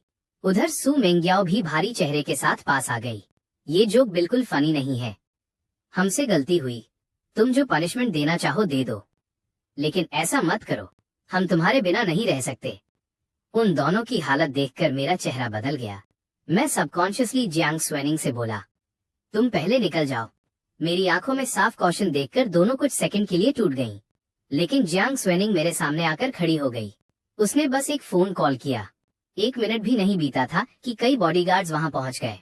उन्होंने सू मेंग्याओ और किन हेयुए को फोर्सफुली पीछे हटाया, लेकिन सू मेंग्याओ फिर भी स्ट्रगल करती हुई मेरे पास आ गई। उसने मेरा हाथ कसकर पकड़ लिया। मेरे साथ चलो, यह जगह छोड़ दो, हम घर चलते हैं। हमने तुम्हारे लिए कॉलेज छोड़ दिया। अगर तुम्हें पेकिंग यूनिवर्सिटी पसंद है तो हम भी यहाँ आ जाएंगे, लेकिन तुम उसके साथ नहीं रह सकते। उसकी आवाज इतनी ठंडी थी कि सुनकर सहरन हो जाए। किन हेयू भी मेरी तरफ भागना चाहती थी, लेकिन बॉडीगार्ड्स ने उसे कसकर पकड़ रखा था। उसकी आंखें बस मुझ पर टिकी थीं, जैसे मैं ही उसकी पूरी दुनिया हूँ। लेकिन मैं जानता था ऐसा नहीं था। मुझे उनका ऐसा प्यार नहीं चाहिए था। मैंने उसका हाथ झटक दिया। छोड़ो मुझे, मैं तुम्हारे साथ नहीं जाऊंगा। तुमने कॉलेज छोड़ा, वो तुम्हारा फैसला था, उससे मेरा कोई लेना देना नहीं। और सबसे इम्पोर्टेंट बात, मैंने उनकी आंखों में देखते हुए कहा, मैं अब तुम लोगों से प्यार नहीं करता। क्या अब भी समझ नहीं आया? मेरे ब्लंट रिजेक्शन ने दोनों को पूरी तरह तोड़ दिया। मेरी आंखों में साफ डिस्गस्ट और रिजेक्शन था। जियांग स्वेनिंग की नीली आंखें हल्की गहरी हो गईं। अगले ही पल बॉडीगार्ड्स ने सू मेंग्याओ को पीछे खींच लिया। जियांग स्वेनिंग ने शांत आवाज में कहा, अगर जिनियन तुम्हारे साथ नहीं जाना चाहता तो उसे फोर्स मत करो। फिर उसने मेरा हाथ पकड़ा और मुझे प्राइवेट रेस्टोरेंट के अंदर ले गई। अब ठीक हो? उसकी जेंटल आवाज ने मेरे अंदर की सारी बेचैनी धीरे धीरे शांत कर दी। मैंने हल्के से सिर हिलाया। हाँ, थैंक यू। हम दोनों चुपचाप खाना खाने लगे। अजीब तरह से हमारी पसंद काफी मिलती थी। टेबल पर रखे लगभग सारे डिशेस हम दोनों के फेवरेट्स थे। जियांग स्वेनिंग बार बार क्वाइटली मेरी पसंद का ध्यान रख रही थी। कभी मेरी प्लेट में खाना डालती, कभी टी भरती। जब उसने मेरे होठों पर हल्की मुस्कान देखी तो उसके होंठ भी थोड़ा ऊपर उठ गए। फिर उसने अचानक मेरी तरफ हाथ बढ़ाया। सिनियन, तुम्हारे होंठ के पास थोड़ा सॉस लग गया है, मैं साफ कर देती हूँ। उसकी उंगलियां धीरे से मेरे चेहरे को छू गईं। एक पल के लिए मैं कंप्लीटली फ्रीज हो गया। दिल जैसे अचानक तेज धड़कने लगा। हो गया। वो हल्का सा हंस दी और फिर कैजुअली खाना खाने लगी। लेकिन दूसरी तरफ स्क्रीन के पीछे बंधी हुई सू मेंग्याओ और किन हेयुए ऑलमोस्ट पागल हो चुकी थीं। उनके मुंह टेप से बंद थे, हाथ पैर रस्सियों से कसकर बंधे हुए थे। किन हेयुए इतनी जोर से स्ट्रगल कर रही थी कि रस्सियों के निशान उसके शरीर पर पड़ गए थे, लेकिन उसे दर्द तक महसूस नहीं हो रहा था। सु मेंग्याओ भी लगातार छूटने की कोशिश कर रही थी। उनकी नजर से देखा जाए तो अभी जो हुआ वो किस जैसा लग रहा था। दोनों बार बार खुद को यही समझा रही थीं। सिनियन ऐसा कभी विलिंगली नहीं करेगा। वो जियांग स्वेनिंग को पसंद नहीं कर सकता। वे काफी देर तक स्ट्रगल करती रहीं। एक बार तो ऑलमोस्ट छूट भी गईं, लेकिन अगले ही पल बॉडीगार्ड्स ने उन्हें फिर से बांध दिया। उधर हम दोनों आराम से बातें कर रहे थे, कभी हल्की हंसी, कभी छोटी सी टीजिंग। ऐसा लग रहा था जैसे हम बहुत समय से साथ हों। और इधर सु मेंग्याओ और क्वीन हेयुए एक दूसरे को देखकर तक इरिटेट हो रही थीं। उन्हें बस अपनी हेल्पलेसनेस पर गुस्सा आ रहा था। नॉर्थ सिटी पूरी तरह जियांग फैमिली का टेरिटरी था। सु फैमिली और क्वीन फैमिली भी उनकी मदद करने को तैयार नहीं थे। इस वक्त दोनों बस आम कॉलेज स्टूडेंट्स जैसी थीं, पावरलेस। काफी देर बाद जब मेरा डिनर खत्म हुआ तब बॉडीगार्ड्स उन्हें वापस बीजिंग भेज कर आए। दोनों को घर के बाहर बेहद बुरी हालत में फेंक दिया गया। जाने से पहले बॉडीगार्ड सिर्फ एक वार्निंग छोड़ गए। मिस जियांग ने कहा है, अगर फिर से मिस्टर जी को परेशान किया तो कॉन्सिक्वेंसेस बहुत बुरे होंगे। सु मेंग्याओ धीरे धीरे उठी, लेकिन उसने उस वार्निंग को बिल्कुल सीरियसली नहीं लिया। उधर क्यून हियुए घर पहुंचते ही उसके फादर ने उसे सीधे बंद कर दिया। डैड, मैं सिनियन को नहीं छोड़ूंगी। पहले आप भी तो मुझे सपोर्ट करते थे। थप्पड़। किन फादर ने गुस्से में उसे जोर से मारा। वो पहले की बात थी।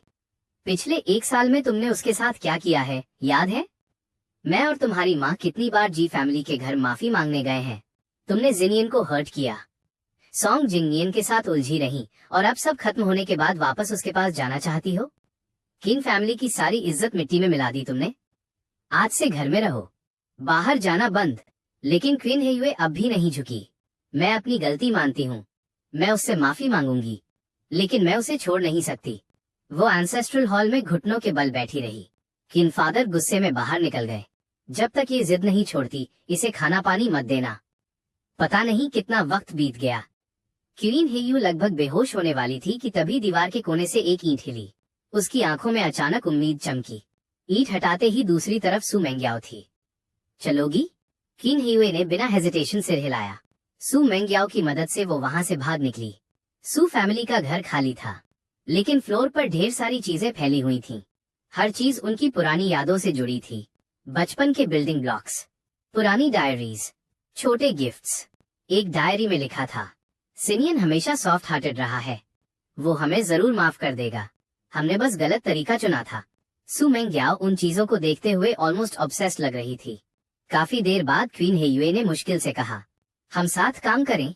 अगर ये पहले होता तो दोनों कभी ऐसा नहीं कहती।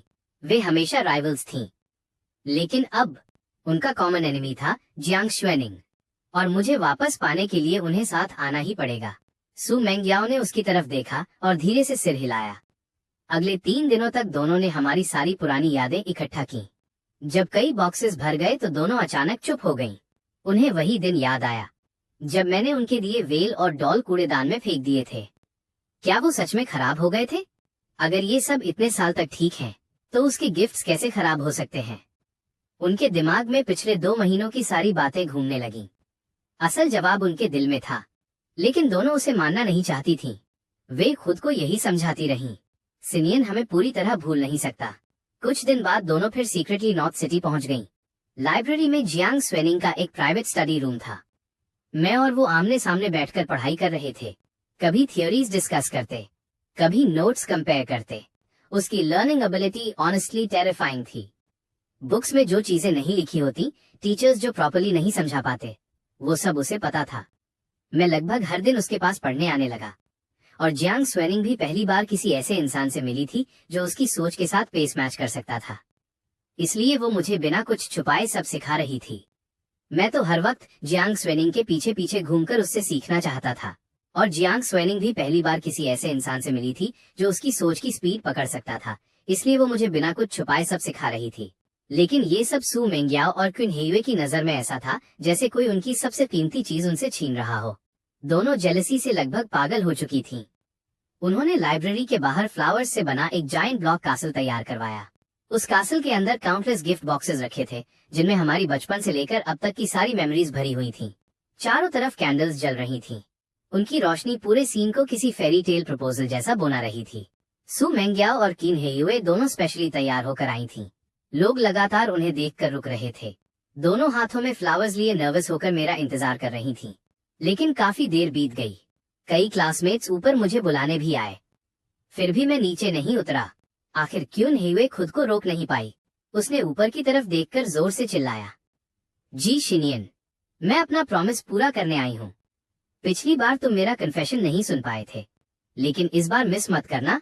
उसकी आवाज सुनते ही आसपास के स्टूडेंट्स एक्साइटमेंट में देखने लगे।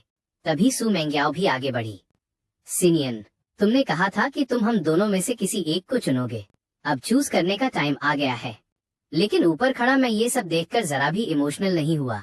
मैंने सीधे पुलिस को कॉल कर दिया। रीजन फायर हैजर्ड और पब्लिक डिस्टर्बेंस। उधर जियांग स्वेनिंग ने स्कूल मैनेजमेंट को बुला लिया। साथ में एक वाटर ट्रक भी आ गया। मैं धीरे धीरे नीचे उतरा और उनके सामने जाकर खड़ा हो गया। याद है रियूनियन वाली रात का ट्रूथ और डेयर? मैंने कहा था ओपनिंग डे पर मैं 2 चीजें फेंक दूंगा। मैंने उनकी आंखों में देखते हुए कहा, वो 2 चीजें तुम दोनों थी। कितनी भी बार मौका मिले मैं तुम में से किसी को नहीं चुनूंगा। मेरे इतना कहते ही वाटर ट्रक ने तेज पानी छोड़ा। एक ही पल में सारी कैंडल्स बुझ गईं। सू मेंग्याओ और क्वीन हेयुए पूरी तरह भीग गईं। अभी जो ड्रीमी कन्फेशन सीन था वो अचानक डिजास्टर बन गया। फ्लावर्स बिखर गए, गिफ्ट बॉक्सेस भीग गए, अंदर रखी सारी यादें पानी में खराब होने लगीं। सू मेंग्याओ के बालों से लगातार पानी टपक रहा था। उसका चेहरा पहले से भी ज्यादा कोल्ड एंड पेल लग रहा था। उसने कांपती आवाज में कहा, शिनियन, आई एम सॉरी। पहले जो हुआ वो हमारी गलती थी, लेकिन क्या तुम मुझे एक और चांस दे सकते हो? मैंने तुम्हें बहुत सालों से प्यार किया है। देखो, ये सारी चीजें उसी का प्रूफ है। इतने क्रूअल मत बनो प्लीज। लेकिन मेरे दिल में अब उनके लिए कुछ भी बाकी नहीं था। तभी किन हेयुए जल्दी से बोली, सिनियन, अब मैं ये भी नहीं चाहती कि तुम हम दोनों में से किसी एक को चुनो। बस जियांग स्वेनिंग को छोड़ दो। हम दोनों तुम्हें साथ मिलकर प्यार करेंगे। तुम्हें किसी एक को चूज करने की जरूरत नहीं पड़ेगी। उसकी काली आंखों में ऑलमोस्ट ऑब्सेशन भरा हुआ था। पास खड़े लोग शॉक्ड होकर बातें करने लगे, लेकिन मुझे उनकी बातें सिर्फ अब्सर्ड लग रही थीं। मैंने ठंडी आवाज में कहा, तुम दोनों पागल हो चुकी हो क्या? मेरे दिल में जो फीलिंग्स थीं तुमने खुद उन्हें खत्म किया है। ना मैं तुम्हें माफ करूंगा, ना तुम्हारे साथ वापस जाऊंगा। ये कभी नहीं होगा। मैं बिना हेजिटेशन मुड़ गया। क्वीन हेयू का चेहरा एकदम सफेद पड़ गया। इतनी ह्यूमिलिएशन के बाद वो खुद को संभाल नहीं पाई। वह सीधे मेरी तरफ गिर पड़ी, लेकिन मैंने बिना सोचे एक कदम पीछे हटा लिया। धड़ाम, वह जमीन पर गिर गई। मेरी कोल्ड रिएक्शन ने उसका दिल पूरी तरह तोड़ दिया।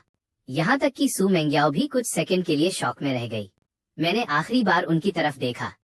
सू मेंग्याओ, चिन हेयुए, अब मुझे ढूंढना बंद कर दो। मैं बहुत पहले ही आगे बढ़ चुका हूँ। मेरे लिए तुम बस पुराने जान पहचान वाले लोग हो। शायद मैं किसी और से शादी करूं, लेकिन वो तुम दोनों में से कोई नहीं होगी। इतना कहकर मैं मुड़ गया, लेकिन सू मेंग्याओ अब भी मेरी जाती हुई पीठ को देखती रही। उसकी आंखों में हार थी, लेकिन ऑब्सेशन अब भी बाकी था। तभी कई पुलिस ऑफिसर्स वहां पहुंच गए। पुलिस किसने बुलाई थी? ये सब किसका अरेंजमेंट है? थोड़ी पूछताछ के बाद पुलिस सू मेंग्याओ और क्वीन हेयुए को अपने साथ ले गई। एक पुलिस कार में सब लोग नहीं बैठ सकते थे, इसलिए मैं और जियांग स्वेनिंग अपनी कार से स्टेशन जाने वाले थे। लेकिन तभी एक पुरानी वैन अचानक तेज स्पीड से पुलिस कार की तरफ बढ़ी। जियांग स्वेनिंग का ड्राइवर पहले स्पेशल फोर्सेस में रह चुका था। उसने तुरंत कार घुमा ली। हम बच गए, लेकिन पुलिस कार इतनी लकी नहीं थी। वो वैन जैसे सीधे उसी को टारगेट करके आई थी। पूरी ताकत से उसने पीछे से पुलिस कार को टक्कर मार दी। अगर कोई उस वैन के अंदर देखता तो ड्राइविंग सीट पर बैठा आदमी सॉन्ग जिंगनियन था। उसका चेहरा और शरीर अब भी बैंडेजेस में लिपटा हुआ था। वो पूरी तरह पागल हो चुका था। अब उसके अंदर जीने की कोई इच्छा नहीं बची थी। वो मुझे अपने साथ खत्म करना चाहता था। जब सू मेंग्याओ और किन हेयुए ने उसकी फाइनेंशियल सपोर्ट बंद कर दी, तब उसके पास सर्जरी तक के पैसे नहीं बचे। उसने उनके दिए सारे गिफ्ट्स बेच दिए। फिर भी उसे कोई टॉप डॉक्टर नहीं मिला। ऑपरेशन के बाद भी रिकवरी अच्छी नहीं हुई। डॉक्टर ने कहा था कि उसे ठीक होने में बहुत समय लगेगा, लेकिन सॉन्ग जिंगनियन अपनी बदसूरत हालत सहन नहीं कर पा रहा था। यूनिवर्सिटी लौटने के बाद उसे लगता था कि हर कोई उसे घिन और तिरस्कार से देख रहा है। फिर उसकी लगातार एब्सेंस की वजह से स्कूल ने वार्निंग दी। आखिरकार उसे एक्सपेल कर दिया गया।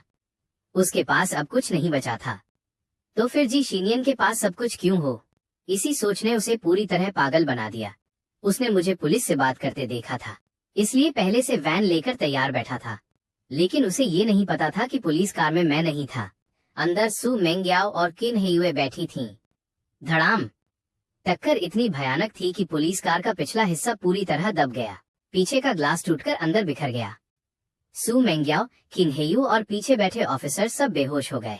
उधर वैन के अंदर सॉन्ग जिंगनियन भी स्टीयरिंग पर झुककर अनकॉन्शियस पड़ा था। कुछ ही मिनटों में एम्बुलेंस और पुलिस सायरन्स पूरे इलाके में गूंजने लगे। मेरे हाथ तक कांप गए थे। मैंने तुरंत जियांग स्वेनिंग को अपनी बाहों में खींच लिया। तुम ठीक हो ना? मैं बार बार उसे चेक कर रहा था।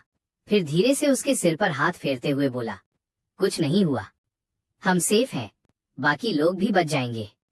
पुलिस स्टेशन में स्टेटमेंट देने के बाद हम हॉस्पिटल पहुंचे। इमरजेंसी रूम के बाहर हम सू फैमिली और क्यून फैमिली के आने का इंतजार करने लगे। कई दिन बाद क्वीन हेयुए को होश आया।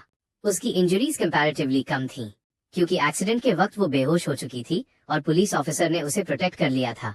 बस उसकी एक टांग क्रश होकर टूट गई थी। लेकिन सू मेंग्याओ की हालत ज्यादा खराब थी। टूटे हुए ग्लास के टुकड़े उसके सिर में घुस गए थे। जान को खतरा नहीं था, लेकिन फ्यूचर का कुछ पता नहीं था। उधर सॉन्ग जिंगनियन को सिवियर कंकाशन हुआ। उसकी दोनों टांगे भी टूट गईं। जब किन हेयुए को होश आया तो उसने मुझसे मिलने से मना कर दिया। डैड, उन्हें जाने दो। उस दिन उनकी कोई गलती नहीं थी, गलती सॉन्ग जिंगनियन की थी। वो कुछ सेकंड चुप रही, फिर धीमी आवाज में बोली, और अब मैं उनके लायक नहीं रही। हमेशा एरोगेंट रहने वाली क्यून फैमिली की एल्डेस्ट डॉटर पहली बार इतनी टूटी हुई लग रही थी। वो मेरे सामने अपनी टूटी हुई टांग के साथ दिखना सहन नहीं कर पा रही थी। हालांकि फ्यूचर में ठीक होने का चांस था, लेकिन उसे खुद पर भरोसा नहीं रहा। अगर वो कभी ठीक न हुई तो क्या वो जिंदगी भर मेरे सामने लंगड़ाती रहेगी? उसने मन ही मन तय कर लिया, जब पूरी तरह ठीक हो जाएगी तभी मुझे ढूंढेगी। क्वीन पेरेंट्स सिर्फ हेल्पलेस होकर आहें भर सकते थे। तभी क्वीन हेयुए को अचानक सू मेंग्याओ याद आई। ड्रीम याओ कहाँ है? वो कैसी है? काफी देर की चुप्पी के बाद क्वीन पेरेंट्स ने धीरे से कहा, वो बच गई, लेकिन उसके दिमाग पर असर पड़ा है। जैसे ही वो किसी चीज के बारे में ज्यादा सोचती है, उसके सिर में अनबेरेबल दर्द शुरू हो जाता है। उधर हॉस्पिटल रूम में लेटी सू मेंग्याओ ने भी मुझसे मिलने से इनकार कर दिया। जी सिनियन कौन है? मैं उसे नहीं जानती, मैं नहीं मिलना चाहती। उसकी आवाज बेहद कोल्ड थी। बाहर खड़ा मैं कुछ सेकंड चुप रहा, फिर साइलेंटली वहां से चला गया। मेरे दिल में थोड़ी गिल्ट जरूर थी। आखिर सॉन्ग जिंगनियन मुझे मारना चाहता था और चोट उन्हें लगी, लेकिन मैंने कुछ गलत नहीं किया था। मैं कॉम्पेंसेशन छोड़कर वापस चला गया। दरवाजा बंद होने की आवाज सुनते ही सू मेंग्याओ की आंखों से आंसू बहने लगे। वह एक्टिंग कर रही थी। उसे एमनीशिया नहीं हुआ था, लेकिन उसकी हालत एमनीशिया से कम भी नहीं थी। जो इंसान हमेशा स्मार्ट रहा हो, अगर वही प्रॉपरली सोच तक न पाए तो वो टॉर्चर कितना पेनफुल होगा। उसने आंखें नीचे कर लीं। पूरा शरीर होपलेसनेस से भरा हुआ था। अगर उसे सिर्फ हल्की चोट लगी होती तो शायद वो सिंपैथी लेकर मुझे वापस पाने की कोशिश करती, लेकिन अब वो खुद को यूजलेस महसूस कर रही थी। कुछ देर बाद क्वीन हेयुए व्हीलचेयर पर उसके रूम में लाई गई। दोनों ने एक दूसरे की तरफ देखा। उनकी आंखों में एक जैसी लोनलीनेस और हेट्रेड थी। अगर सॉन्ग जिंगनियन नहीं होता तो उनकी जिंदगी इस हालत में कभी नहीं पहुंचती। सू फैमिली और किन फैमिली के प्रेशर की वजह से जेल में सॉन्ग जिंगनियन की हालत बदतर होती गई। ना वो ठीक से जी पा रहा था, ना मर पा रहा था। उधर सू मेंग्याओ और क्वीन हेयुए ने एक जैसा फैसला लिया। वे मुझसे नहीं मिलेंगी, क्योंकि कम से कम इससे मेरे दिल में गिल्ट तो बना रहेगा। शायद कुछ साल बाद जब वे ठीक हो जाएं, तो उसी गिल्ट के सहारे एक आखिरी चांस मिल जाए। लेकिन रियलिटी इतनी आसान नहीं थी।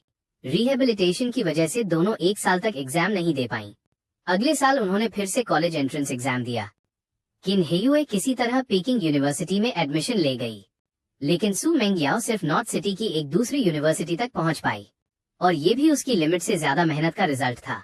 उसके दिमाग की चोट कब ठीक होगी, या कभी होगी भी या नहीं, कोई नहीं जानता था। ओपनिंग डे पर किन हेयुए फिर सरप्राइज लेकर स्कूल पहुंची, लेकिन कैंपस का माहौल अजीब था। बहुत सारे स्टूडेंट्स प्लेग्राउंड की तरफ भाग रहे थे। सुना है किसी की शादी हो रही है।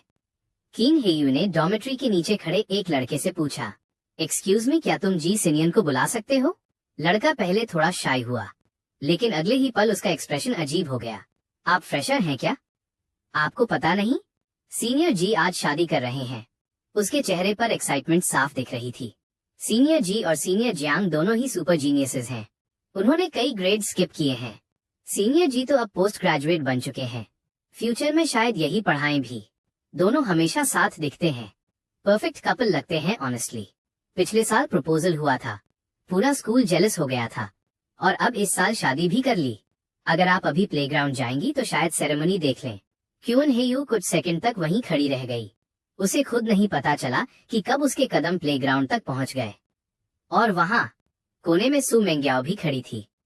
दोनों की नजर दूर खड़े उस लड़के पर टिक गई जिसने सफेद सूट पहन रखा था।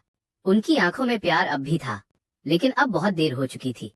स्टेज पर आवाज गूंजी, अब ब्राइड और ग्रूम रिंग्स एक्सचेंज करेंगे।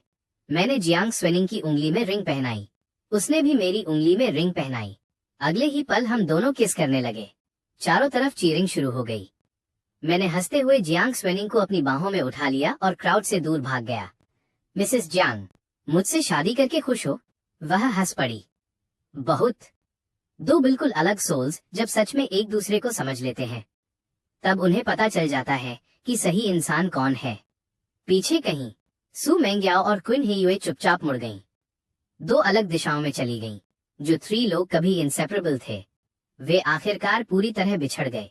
हालांकि वे एक ही सिटी में रहते थे, फिर भी वे कभी दोबारा हमसे नहीं मिले। उन्हें बस हमारी खबरें सुनने को मिलती रहीं। सुना, मैंने पोस्ट ग्रेजुएट खत्म करके कई इंटरनेशनल अवार्ड्स जीते। सुना, जियांग स्वेनिंग ने जियांग फैमिली बिजनेस को नई ऊंचाइयों तक पहुंचा दिया। सुना, हमारी शादी बेहद हैप्पी थी। फिर एक दिन टीवी पर उन्होंने हमारी न्यूज देखी। पूरा देश हमारी लव स्टोरी, टैलेंट और ट्रस्ट की तारीफ कर रहा था। तभी उन्हें आखिरकार एहसास हुआ, मैं उस जगह पहुंच चुका था जहां वे कभी पहुंच ही नहीं सकती थीं, और उनके लिए अब सच में कोई चांस बाकी नहीं था।